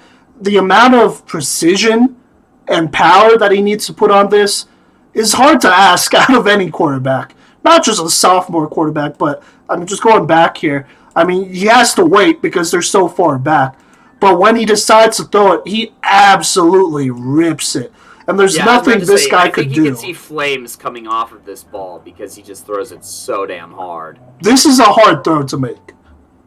Just, like, I mean, look, here, let's go back a little bit, and then we got to keep this thing going because there's 10 minutes to this thing, 11 minutes. But he's at the 30, 35, you know, and then we'll watch this all the way through here. Receiver basically runs 20 yards before he even releases it. And so this is about, I mean, look at that, 5, 10, 15, 20, 24, about a 30-yard throw right here that he needs to make perfectly because, I mean, these corners or DBs, whatever, are playing so far back that he needs to make this throw. And he does. So, yeah. Yep. All right, I'm at 31 seconds. 36? Oh, 31? Yeah. All right, ready? 3, 2, 1, go. But we'll see plenty of that. I mean, his arm power is absolutely insane. Rolling out left. Rolling out. That's wide open. Ooh, that's just right over the middle. I mean, kind of underthrows that one. He could have thrown it the other way as well, but I don't know if his receiver would have been able to adjust to that. Oh, this fade route. Perfect. Now that's sweet. We'll see more of this. We'll see more of this soon here. But that's a perfect fade route throw. We're on our own 20 here. Steps up in the pocket. Nice remains job. Composed. Oh, Perfect yeah. throw. Oh, yeah. Perfect. Right outside the Literally numbers. Perfect. Yeah, you can't ask for better. Oh, my God. Look at this offense. This is beautiful. They also had a 1,000-yard rusher. Yeah, and Kyle Krebs. Right nice over his shoulder. Here, once again. Allowed his receiver to protect the ball. On a lot of these throws, too. Okay. He was definitely staring down that way, but he still made it. His decision-making is the only thing I'm somewhat questioning here. Because sometimes there's a more open receiver on some of these throws. Oh, yeah. I know that it cut off, but that was a sweet throw. Yeah. Oh, under center. Right, so now we see him under center. God, that line is not doing a good job. 3, 4, and then takes off. Whoa! First down. Got the first down. Sweet moves. He at least got the first down. Some guys will just run and then try to trick somebody. No one's picking up that blitz. Way to keep your head on a swivel and get rid of the ball. That's good recognition. That's good recognition. That defender was already there. Okay. Steps up in the pocket. Stiff arm. Over this tiny little cornerback. Alright. I like the over-the-head film, by the way. It's never a bad thing. Jeez, this blitz is always here. And there's Krebs, I believe, with a touchdown. Yeah, he's wide open. Just good recognition. Get it out to your running back. He understands Whoa! Threaded the needle there. He still got it there. Yeah. Like, it wasn't inaccurate. I think there's a different option, is my only Oh, fade route. Oh, nice. That's beautiful. Nice fade. That's Perfect. beautiful. Yeah. Every receiver wishes they had a cornerback. quarterback. Oh, yeah. Okay, this is the Regis game. Zip. Okay. That's good velocity on this in route. That's exactly how hard you need to throw it, though. You know what I mean? I think, is this the Legend game, I believe? Yeah. Nice throw. He's wide, too. Man, he just has that ability to, like, really test those safeties and corners. He throws his receivers open a lot of the time, too. Oh, yeah. If it's 1-on-1, he likes that. Because 1-on-1, he could beat the corner, too, you know? Yeah. Or DB or whatever. With his arm. Okay, so cornerback blitz. Immediately looks left. Sweet window to throw that into. Not Holy the crap. greatest decision. He had his swing open right there or whatever. Yeah. But that's just a great throw. Okay. I don't know if this is a design. I was just about to say.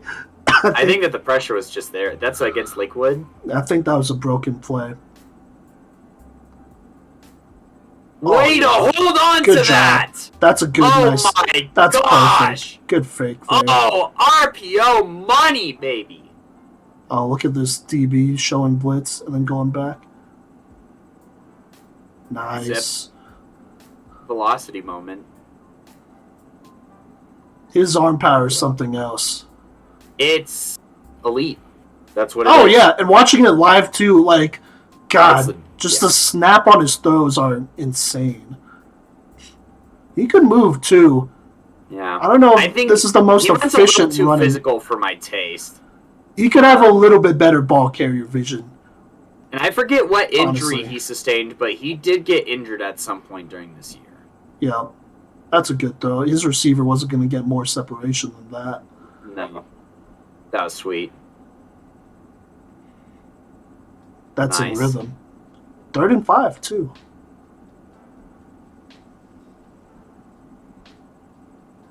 Move.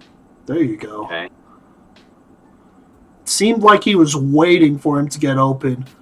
Yeah, but that's like okay. Down maybe a little bit. Not too bad here.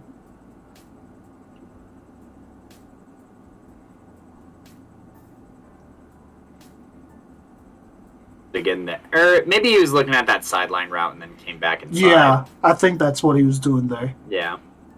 Oh. Low snap. Doesn't matter. That was a contested. I mean, look, if it's 1-on-1, he's gonna like it.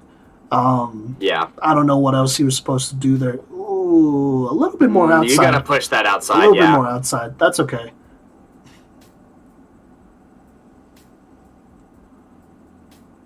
Rolling out. He's mobile. Okay. Easy flip. Yeah. Dang, that running back took a lick. Oh my god. You'll love to see it. That's the glove at work, man.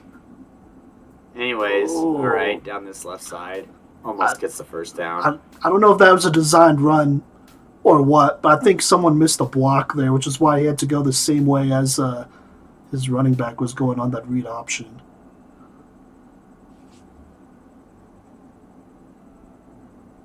Way to stand strong in the pocket.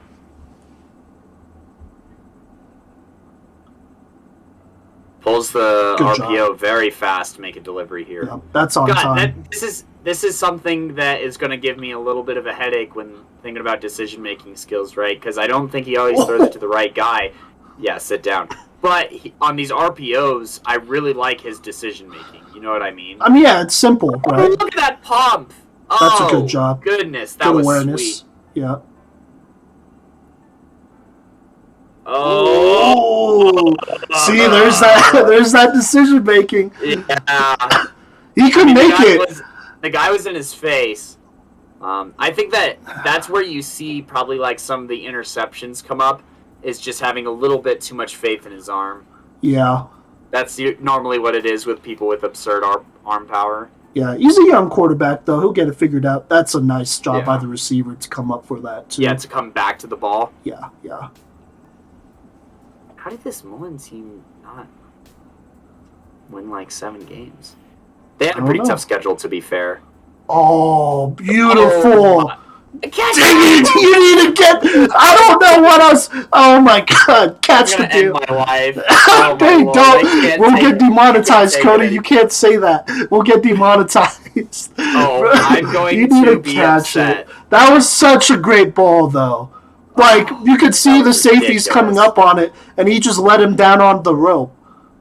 Oh my gosh. Look at this run. Makes it look easy. He's just a smooth athlete, too, honestly, when you watch him. Good out route here. Yep. That was a little bit deeper on that out route as well. Do you think that his wind-up takes a little long sometimes? I see it more when he's throwing on the run. If he's set and throwing, like he's going to deliver it, you know? Yeah. That's probably... Yeah, I actually have a bit to say about his throw on the run. You don't see too much of it, but it could be improved. It could be a little bit faster, more efficient.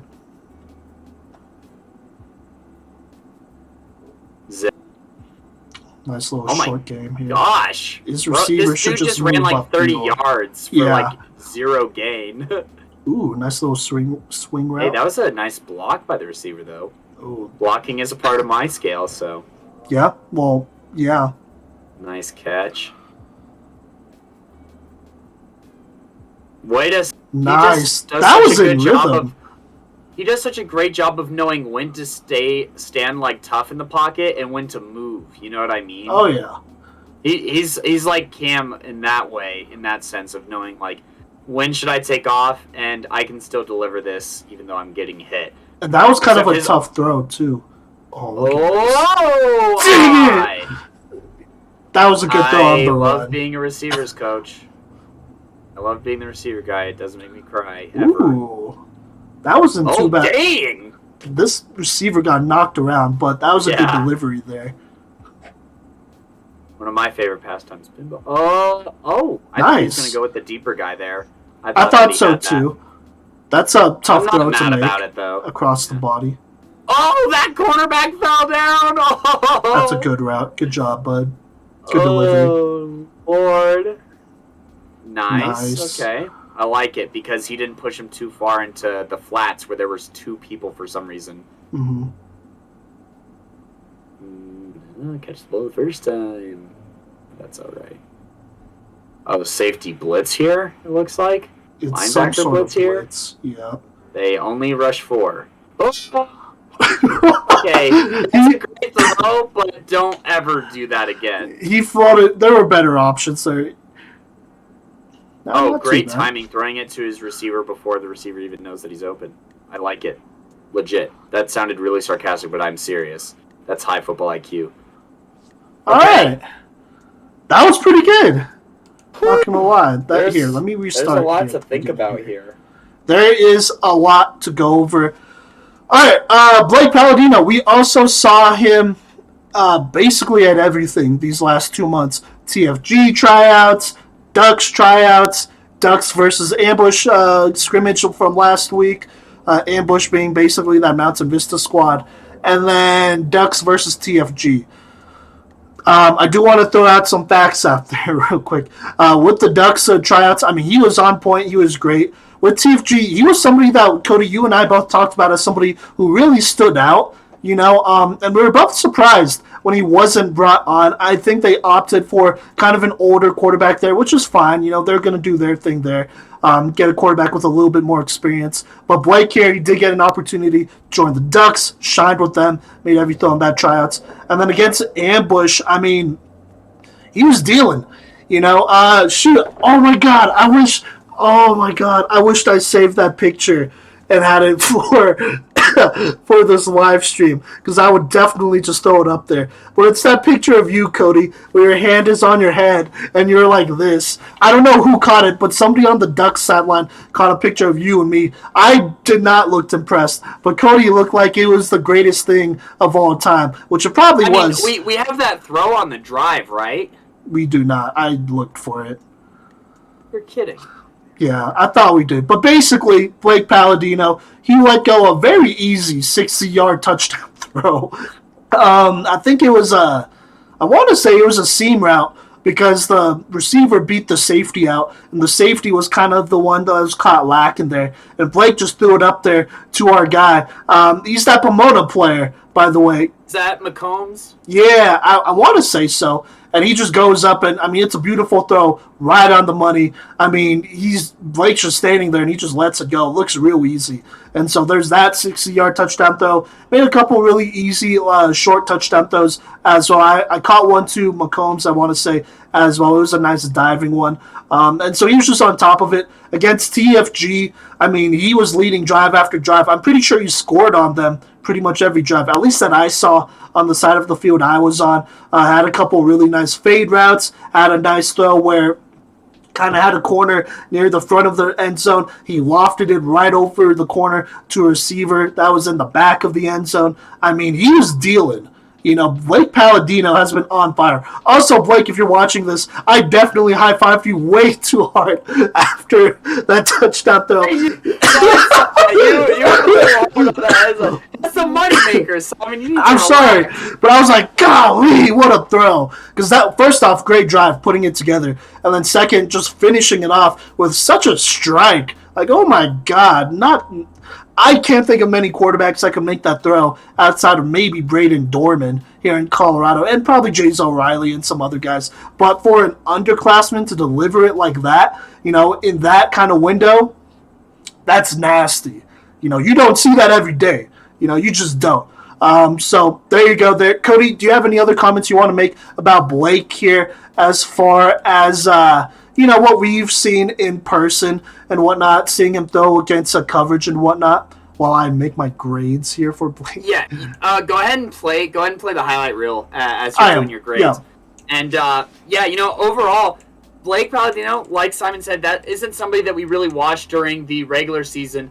And so I kind of want to talk about his regular season here and just kind of go game by game and talk about what that exactly looked like. Okay, so in the regular season, this past season, his sophomore year, he ended the year 89 of 159 for a 56% completion rating, 1,242 yards, 11 touchdowns to 5 interceptions, and he added another 227 yards on the ground, as well as a rushing score on 39 carries. So, kind of looking at it game by game, the opening week against Cherokee Trail, he struggled for sure. You know, going 9 of 25, 1 touchdown, 1 interception, okay?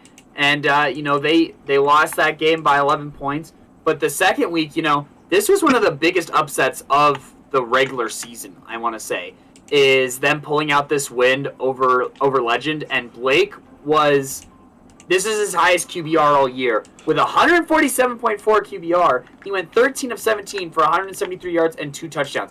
I mean, look, 76.5% completion percentage. That's insane. And here's the thing. This Legend defense had some athletes on the back end. I mean, Nate Smith, he's a phenomenal safety. I'm assuming he's going to be on Coach V's Best of the Rest, episode 4 safeties. And, you know, he still carved up this Legend defense. And just very efficiently. Like I said, he only had 17 pass attempts, but still threw for 173 yards and 2 scores, no picks.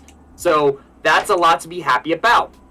Next week against Regis, this is a healthy Regis team. I want to remind every one of our listeners, by the way, that Regis's defense, when it was firing on all cylinders, was a top 3 unit in the state, I want to say. That front 7 was beast, okay? I heard it from the Legend receivers when I did that interview, so go ahead and give that a listen. And they said, yeah, that front 7 was intense. And you could tell, you know, based off of teams being able to run the ball and whatnot, that, you know, that Regis front 7 was pretty legit. You could see it, you know, the Mullen backfield kind of struggled a little bit in this game, not really going for over 100 yards. And so Blake Palladino kind of had a lot more to do here. And, you know, they didn't come out victorious, but 13 for 25, 174 yards, 2 touchdowns, 2 picks. I don't hate it against one of the best defenses in the state, especially in week 3 when they were all healthy. Okay? I don't hate it at all. And you can kind of see Blake's, you know, performance kind of go up and down a little bit here with how the run game did, you know. Lead back in that Regis game, 63 yards. Lead back in that Valor game, 39 yards on 15 carries. And so Blake having to try and do a little bit more here. Doesn't throw a touchdown, doesn't throw a pick either, and runs for a touchdown against Valor, okay? Real quick, smashing out just the rest of his highlight performances. Look, against Ralston Valley, this game did not go the way that Mullen wanted it to go. I'll say it like that. But in this game, I still think that he played pretty solid. 17 of 29, 2 touchdowns, 1 interception. One of those touchdowns being that absolute dime post where he just zips it in there. You know what I mean? Like, every single one of these games, regardless of stat line, he has a highlight level throw. Then it's in this Arvada West game where I say he goes 3 for 6. And this is where the injuries start to kind of pop up, and we just see less and less of Blake Palladino as the season kind of goes on. It doesn't have all of his stats in here. It doesn't, because it looked like they played Douglas County. Like he played in that Douglas County game, and I don't see any numbers for that. But anyways, you know, there's mixed things to kind of look at from a stat sheet perspective on Palladino's season here at Mullen, but the highlight reel really speaks for itself. And yeah, Simon, you're right. I was hesitant to bump it up a little bit here, but I like it. And that's what comparison's for. But anyways, you know, and seeing him this past season, that's when it was like, okay, we got to do a breakdown on him because, I mean, he's good. He's really good, and I'm excited to see the rest of his high school career. I think that he's a potential, once again, championship caliber quarterback here. And one who is severely scouted. Because, look, when we do our top 5 senior lists, we're thinking about it ahead of time.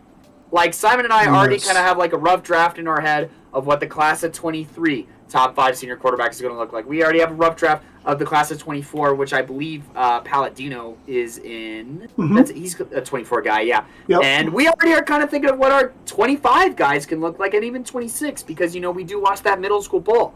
And Blake has put in, you know, he's put himself on our map for sure to be a top 5 senior quarterback guy during his year. Oh, I think I have a controversial opinion, but let's go ahead and hop into let's look at these our ratings. Right? Yeah, well, I'll keep the highlight reel playing just because I like having that on. I mean, it's nice. Yeah, let's talk arm power, arm accuracy. We're both right there. I gave him a 9.4 on arm power. I think, honestly, he has a stronger arm than any senior quarterback, like, you know, that we evaluated in this class. I'm just going to be real. You know, Keegan Patterson, he's up there, but golly, the amount of power and with the amount of velocity that he puts on some of these throws, especially in that medium range, because you have to have some precision there as well when you're doing that, is incredible. You know, it looks effortless. And then, like I said, seeing it live, like, it's a flick of the wrist, and he gets it there. You know, he just has so much torque and power on that. It's absolutely insane there. So I gave him 9.4 in arm power. Arm accuracy, I'm a little bit higher on. I mean, because I think he has 2 of the 3 categories, you know, pretty much locked down as far as accuracy goes. His deep ball throws, perfect. Honestly, I don't know what more you could ask from him. I think they're as accurate as they could get. You know, if it's 1-on-1, he's going to put it on the money. Even if it's in, like, it looks like it's in double or triple coverage, he's going to lead his receiver into open space because he has the natural athletic ability to do so. And so, like on that one throw, on that seam route that freaking receiver dropped, I think, you know, between the corner and the safety, that's accuracy, you know, and that's just natural talent, just being able to push it that far. And then on these medium throws, I mean, you don't see it too much in these highlights / you know, the film that you look at if you want to go look at full game film.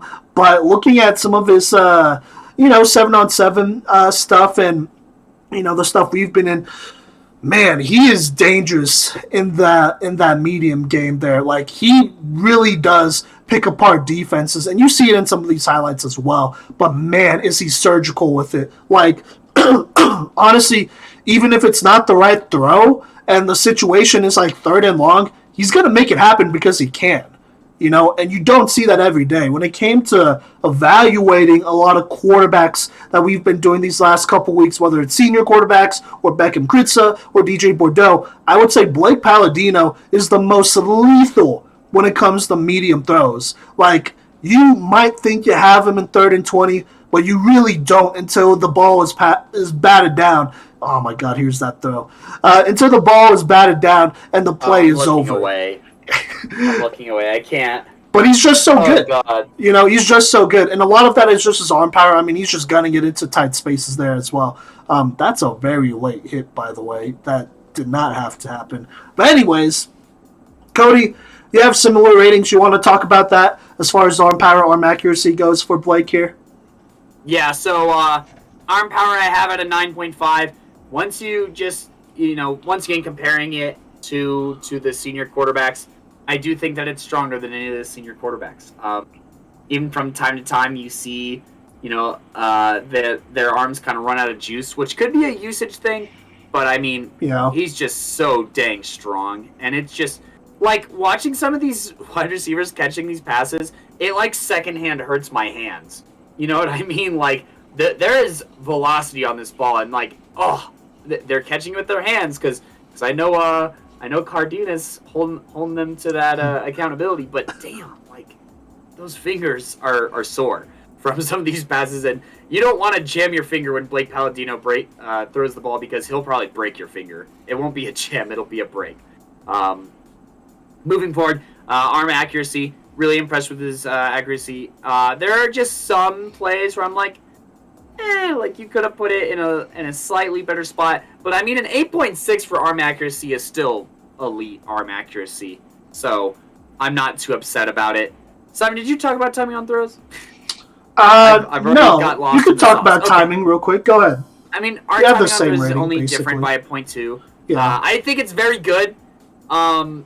I think that his timing on throws kind of gets hurt by his decision making a little bit, if that makes sense. Just because, I mean, it's like, I understand, like, don't throw it. You know what I mean? And so then that makes the timing look bad because it's like, well, if you just threw it to that guy instead, then they're able to make a better play on the ball, is kind of where that's at. And I know that it's two separate categories, and you could argue that the tight windows that he fits it in is a good thing for timing. But he did throw 5 picks this year, and it's definitely on him being too ambitious. And, I talk about that later in decision-making skills, but it also kind of finds its way over into timing a little bit here. And, there's a couple of throws where it's like, I would have pushed that a little bit further. And I'm going to say that's a timing thing more than an arm power thing, because I know he could throw it anywhere on the field. He could throw it around the yard. But anytime he underthrows somebody or makes them stop, like that play right there that just happened, then it's from a timing thing. But I still think it's very good. Yeah, I agree. I mean, I gave him a 7.4. You gave him a 7.6. I think some of this is, just a situational, with the line, and sometimes the offensive line isn't holding up as great as they could, and receivers being out of sync. So, I mean, it happens. I'm not concerned about it too much. I think as he develops, he'll get better. But let's talk decision making though, because we both kind of gave him a low grade here. Here, let me go ahead and switch over here. Cody, do you want to talk about decision making? I don't like his decisions a lot of the time on this film. It's the wow. Some of the wow throws are, wow, what a throw, and then some of the wow throws are, wow, why did he throw that? What is he thinking? I'm just not in love with his decision making. I think that it has a lot of progress to do. He is a young guy, but I mean, he just shouldn't throw a lot of these passes. Is where I'm at. You're going to get your receivers hurt. You're going to throw interceptions, and you're just and when you throw it into a tight window too, where your receiver is going to get popped, that can also turn into an interception, right? And that's not. Look, as a receiver coach, you're supposed to catch every ball. But I mean, damn, if you're going to get lit up by a 220-pound brick in the middle and the ball pops up and the safety gets it, what are you supposed to do, right? I'm just not in love. The reason that it doesn't crawl into a sub-4 is because of the RPOs. That does help him out quite a bit. I kind of hopped between like a 4.7, 4.1, 4.5. I landed here on the 4.3 just because, I mean, as a quarterback, your main job is to pass the ball, so you got to make better decisions throwing the ball before I can give you too much credit for the RPOs going so well. I gave him a 5.5 because 4 to me is like, oh, well, he's not, like, you can't play him, he's going to get benched if he continues to throw with that decision making. So 4 was a little bit too close. Even 5 was a little bit too close. So from what I saw, from sevens, I'm kind of pulling on that a little bit more here. I mean, he made great decisions. He hasn't thrown a turnover in a lot of sessions, at least that I've seen. these last 3 months. I mean, he's been pretty clean with it, and so I'm going to give him the benefit of the doubt. For me, there's a lot more upside here when it comes to decision making. I think he's really just kind of cracking his potential here. This last season was a little bit more of a floor, and he has a lot more potential ahead of him. But I think, as he enters a different system, in Dakota Ridge, in my opinion, that does such a good job getting their athletes the ball, having a balanced attack and whatnot. I think his decision making is going to go up significantly because they're not going to ask him to do too much. Looking at some of this Mullen film, look, there's a reason why that a lot of his great throws were deep and medium. It's because, maybe they're not getting as great of a run game, like you said, Cody. You talked a little bit about that. Or, maybe the line isn't doing a good job blocking on some pass blocks, and so, his receivers can't get in rhythm. Or maybe his receivers aren't running the right routes. I mean, it could be any of those things, but in my opinion, looking at how many times Mullen were in, third and deep situations, is definitely a big red flag that I'm not going to blame Palladino for. I'm blaming Mullen for. Why are you in 3rd and 20? Why is Ralston Valley playing prevent defense on you? On any down, to be honest. Why are they playing prevent defense at all? If it's not the end of a half or end of a game. And so that's kind of why I'm bumping it up here, at a 5.5. Still needs to get better. I think he definitely stares down some of his receivers at times. This last weekend, though, a play does come to mind where he was looking the other way. It was the play that I was talking about earlier where I high-fived him pretty hard for, where he moved the defender kind of another way, made it a one-on-one situation for his receiver, and then threw it towards the back of the end zone. I like that, and I think there's a lot of potential there, and I'll bump him up to an 8 or, let's say a 7 or an 8 potentially there. But right now, I think something that he could really work on is just studying opposing defenses. Almost be a defensive coordinator at it and be like, all right, what are they rolling out on 1st down, 2nd down, 3rd down, 1st and short, 2nd and short, 2nd and medium, stuff like that. And then from there, shows me a lot with pre-snap. Yeah, so just working on pre-snap stuff and just being like, hey, what is the defense rolling out? And then after that, looking at the play that is given to you and being like, okay, what is the throw here? What's the move here? Where can I go from there? And then just in case if they run a defense that is not it, being like, all right, what are my 2nd and 3rd reads? Going through that progression. I think you could definitely do a little bit more here. And honestly, I think the next level to his game is manipulating the defense, right? Holding the safeties over here and then throwing an absolute strike down the middle or something like that. Holding corners, manipulating linebackers into spots so that you could get into receivers on short routes, right? I think that's the next level for Blake Palladino because here's the thing. He can make pretty much every throw that you could ask out of him. And there's only so much you could do there, right? When it's 101 and whatnot, you're kind of putting a lot on your receivers. You make it easier on your receivers by giving them more space, by moving defenders, manipulating with your eyes, and, with where your body is pointing to get them open, right? And help them make the catch as well. Because as great as, it is for him to throw it in rhythm and put it in spots where his receivers could at least get their hands on the ball. Not every receiver is going to be able to come down with a contested catch, even if it's great placement. I'm just going to be honest with you. That's just reality. And so you kind of got to help your receiver out there, and manipulate the defense. And honestly, I think that's the next level for Blake Palladino. That's something I'm really looking at for him here. Like, hey, go through your progressions, man. Not every play has to be a big play. I say this all the time. 1st and 2nd downs, make manageable 3rd downs, right? Put your offense in positions to score, whether it's you or somebody else. And at Dakota Ridge, you have an elite running back and Noah Triplett who's going to score on, 1st and 10 half the time probably because he's such a great athlete. And when defenses start stacking that box, that's where you get him. And so he has the opportunity to be real patient here, and just build drives. I think that's something that he needs to continue to work on, and he has done. Like, there hasn't been anything these last 3 months where I watch and I'm like, oh, he's not patient enough, like he's forcing it here or there. He's been patient so far. Now, as football season comes around, can he add that to his game? we'll see, But decision making, that's why it's where it's at right now. It's alright. It could get better, and it will get better. So yeah. But let's keep this thing going. Scramble ability, throw on the run ability.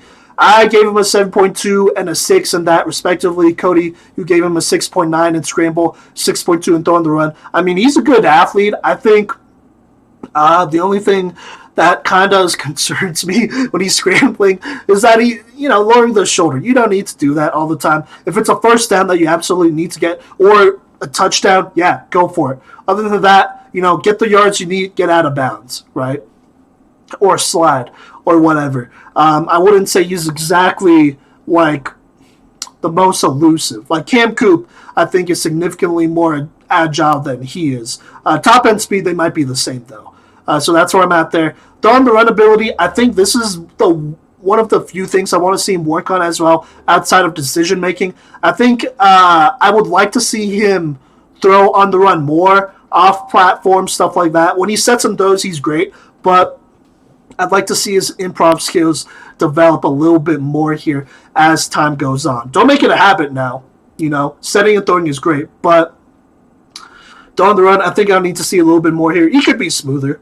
So yeah. Cody, what do you think about that? And then if you want to talk about the last couple ratings here, go for it as well. Yeah, so, I mean, the throw on the run, I gave it a 6.2, and it can be a 7 if his throwing motion didn't slow down so much when he throws. I mean, when he plants, you can't even see his arm move because he just whips it so fast.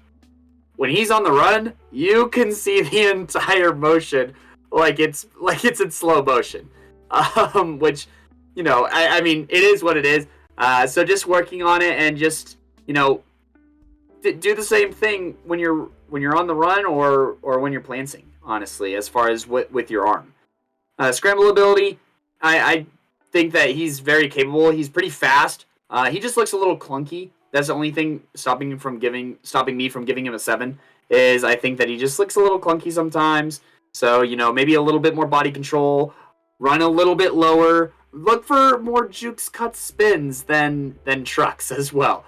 Tell you what, if you get into the 220 range, you can lower your shoulder all you want, and I won't give you too much crap for it. But you're 195 right now, and you might be a little bit skinnier than that. I'm not really sure. So just pack on some weight before you go.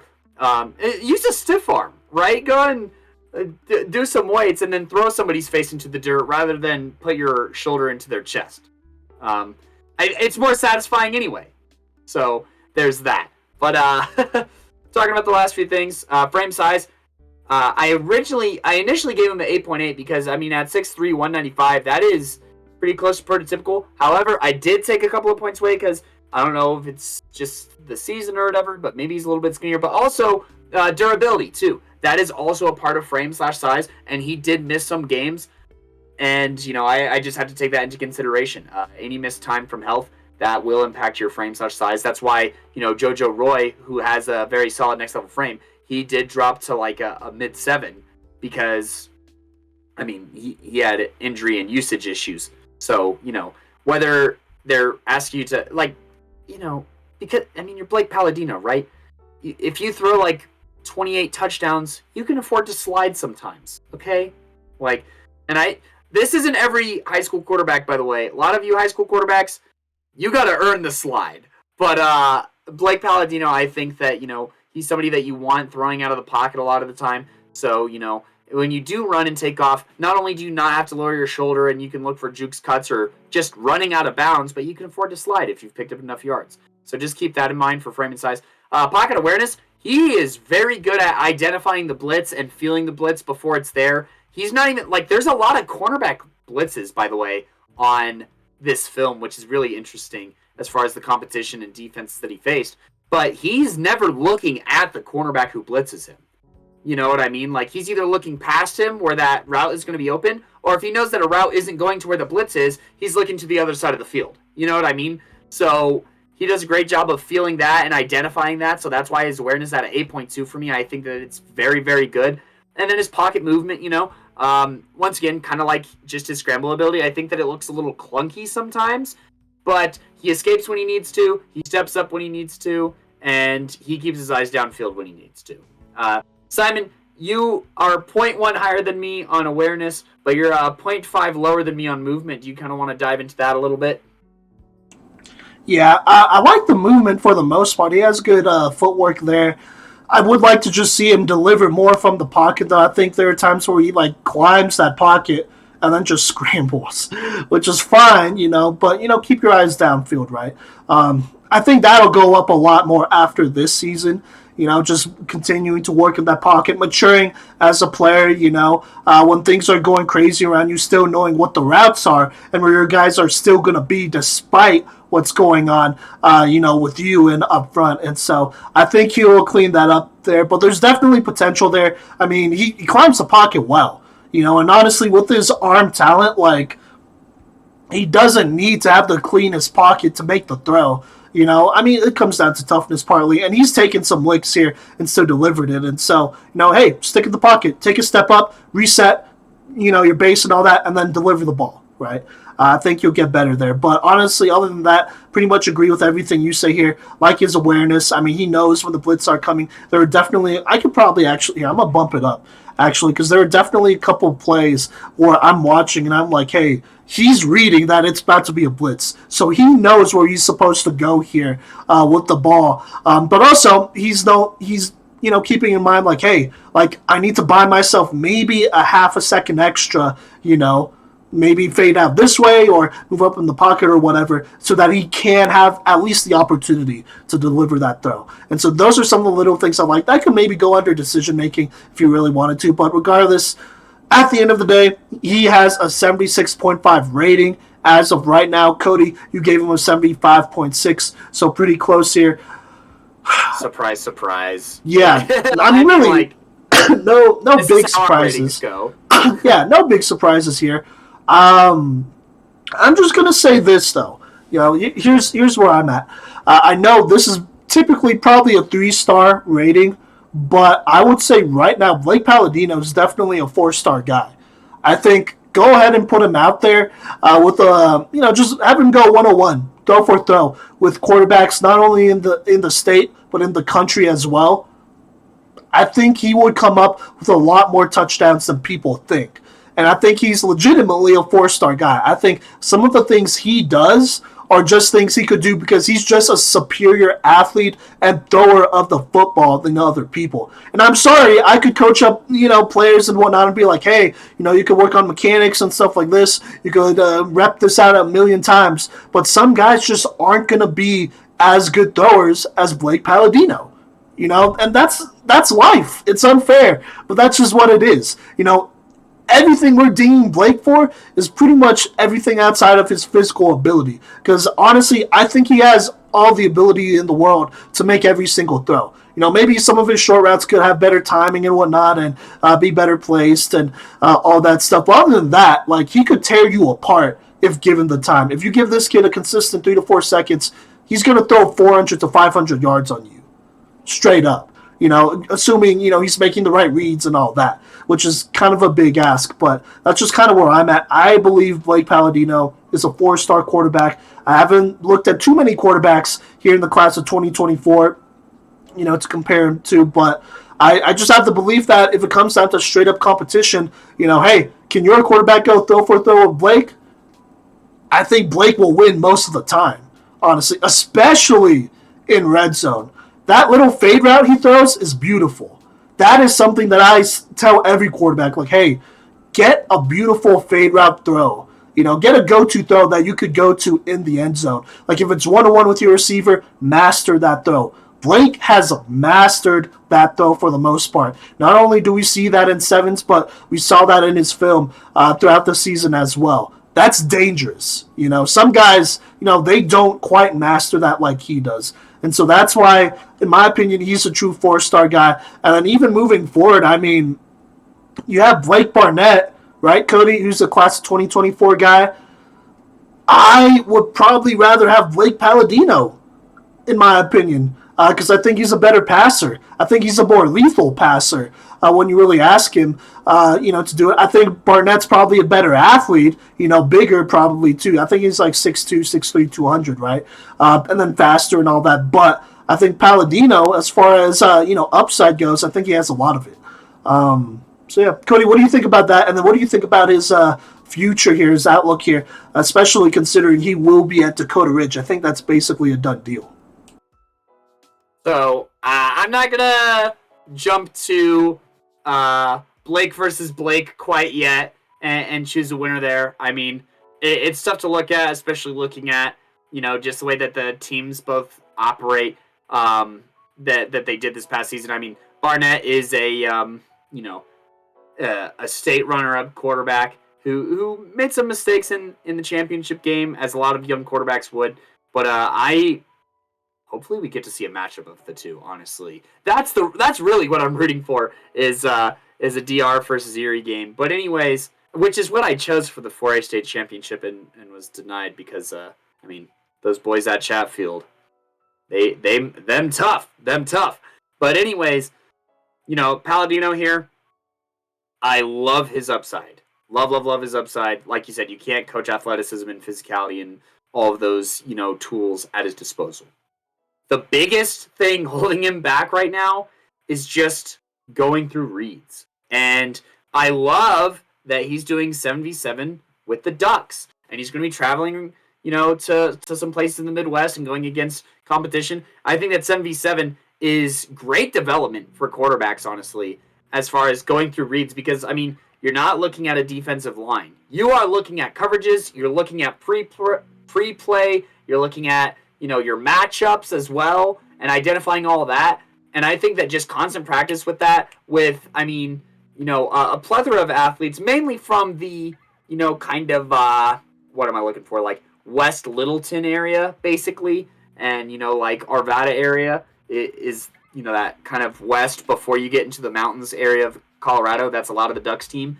Then, doing it with a lot of guys who aren't your teammates, and then going over to Dakota Ridge that just has a great system and a great athletic kind of, reputation. This can get exciting very fast. The Dakota Ridge playbook is one of the most creative and fun offenses to watch.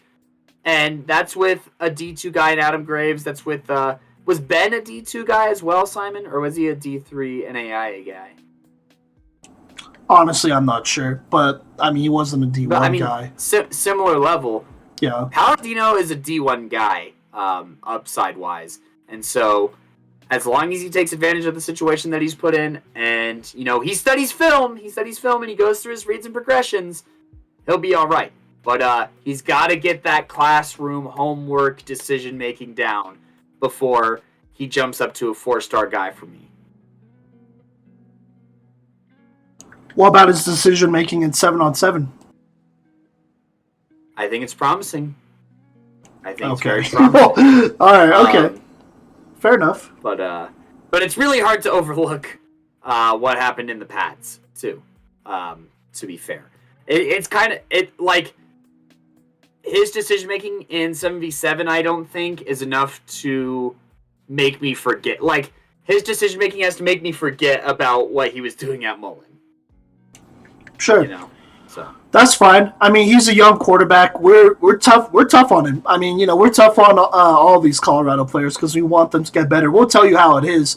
I think coaches will tell you one thing, parents will tell you another. Your teammates will tell you another thing, opponents will tell you something. We'll tell you how it is. We watch a lot of football. We've seen a lot of great quarterbacks and whatnot, not only in Colorado, but all around the country. And so, he's gonna have to meet that expectation. I think. Going to Dakota Ridge, I think some people would expect him to be the starter. But personally, if I was him, I wouldn't expect that. You got to battle for every rep. You got to show that not only are you physically superior, but you're intellectually superior at this quarterback position.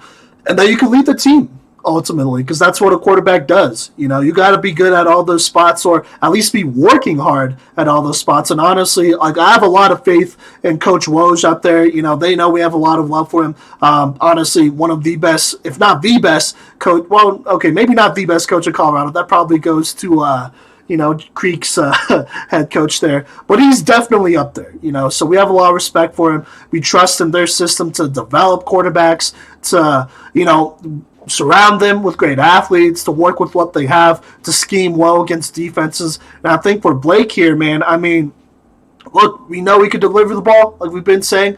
It's going to come down, not just like, being successful on the field and putting up stats, but to win state, which I know he wants to do, and he says he will do with Dakota Ridge, you got to be a student of the game. You have to be just as good a student of the game, a learner of the game, as some of these coaches. These coaches, if you're willing to put in the work, they're going to get you to that level. I honestly believe that. This coaching staff, more than any other, high key. I believe in their ability to really get him to that level if he allows them to, coach them and whatnot and put them into positions to succeed. So yeah. But regardless, super exciting. Blake Palladino, Cam Cooper, two guys we've both watched who have tore it up in sevens, who have showed a lot of promise in their, seasons as underclassmen starting quarterbacks. Cody, is there anything else you want to add on here before we kind of close this thing up here? Yes. Okay. Just real quick here. Look, 75.6 and 72.3. Some of you guys may be looking at these scores and be like, geez, like, isn't this harsh? And these are good scores. Like, seriously, these are really good scores. I mean, you're averaging a 7 in every category is what that boils down to. And a 7, is above average to good and is comparable to a 2 to 3-star guy. Look, I went through and did our top 5 senior wide receivers list, and only 3 players scored above a 70 for the top 5 list. Okay, and that's at wide receiver. We hold quarterback at a completely higher standard. Okay, because it is the most important position in football. No disrespect to any other position, but that is the case. That is the case. You need somebody under center, or you need just a million athletes like Chatfield had. There's always an exception to the rule. But at the end of the day, you need a quarterback. You need somebody to deliver that throw. You need somebody to throw that hook and ladder in that deep, seam route to win state. And I think both of these quarterbacks are capable of winning state championships and even earning, an 80 by the time that they're seniors, which is exactly where you want to be in our top 5. All of our quarterbacks' average grade ended up being over 80 for our top 5 seniors. So, yes, and we don't just give out 80s. I mean, you have to earn it, Whoa, so we do not give. Man, the fact that Palladino here has a 9.5, people's heads should be spinning. I don't give out 9s. I don't do it. Yeah, so. Yeah, no, that's true. And by the way, I mean, these ratings are as, if they were to graduate and go to college right now, if they were a part of the class of 2022, this is probably where they would rank, I would say. I think that's fair to say, So yeah, there you go. Both of these guys in similar spots, both of these guys in positions to compete for state. May even get this game either in state or in the playoffs eventually. We'll have to see about that. But, very bright futures for both of them. Honestly, I think if they continue to keep working, right, and putting in that work, I mean, there's no doubt that they're D1 guys. I think they have that potential right now. The things that separate D1 and D2 guys as far as quarterback is concerned, in my opinion, is decision making. Some of these little things here, like a movement, all that great stuff, timing, like that stuff matters, right? And so, if you want to be one of those big dogs on the next level, you gotta master those things. Some of these little things here. It's not all about arm power and accuracy and athleticism. That's great, but everyone could be an athlete. Not everyone, but at least 1,000 quarterbacks in the country could be an athlete out of millions. So just gotta think about that, right? So yeah. But Cody, do you actually? No, I can wrap this thing up. Thank you for rocking with us, PMC fam. This whole live stream will be on our YouTube channel and on our Twitch. Plus, the audio will be uploaded to Anchor, which will then eventually go to Spotify, Apple Podcasts, all that great stuff. By the way, if you're listening to us on Spotify or Apple Podcasts, go ahead and give us a good rating and a good review. We appreciate that. And then if you're watching this on YouTube or Twitch. Subscribe, follow us. We'll be doing a lot more of these live film breakdowns so that you could see our thought process here. And then as well, go ahead and show some love on our social medias at Playmakers Corner. That's Facebook, Instagram, Twitter, TikTok. You the fans, thank you so much for 3K on Instagram. That's a huge, huge milestone. We are approaching 4K on TikTok. I think we're at like 3,700 or something like that. We're getting there, and so thank you so much for all of the support. Go ahead and, follow us and do all that great stuff, not only to support us, but to know when certain content is coming out and whatnot. We're always releasing stuff out there. And then last but not least, women's flag football. It goes down this Friday. We're talking week 3 recap NAIA level. We're talking college ball here. At this point, well, not like right now, but when that episode comes out, most of the KCAC Sun Conference would have played. And, already we saw some shakeups here, Kaiser retaking potentially that top spot in the Sun Conference, reestablishing their dominance, and then some other great storylines here as well. Kansas Wesleyan, a strong start to their season and whatnot. So be on the lookout for that. There's a ton that goes with that. Support women's flag football. Those athletes out there are the future of football, honestly, and they're doing their thing. Cody, anything else you want to say before we wrap this thing up? Follow us on our Twitter. It's not approaching 3K, but we're at 1K. Yeah, it's still doing alright.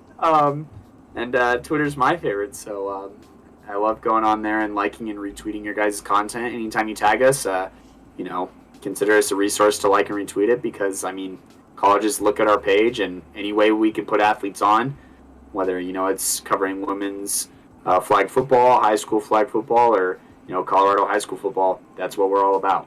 So we appreciate everyone who's been a part of our journey so far, and we're still just getting started. So thank you for all the support, and I don't know what the stream will be next week, but we'll figure it out. Big trust. I'm wearing that Lamar Jackson jersey, even though I'm a Steelers fan. We'll catch y'all later. We'll catch y'all later. Live. No, I just love good quarterbacks. But peace.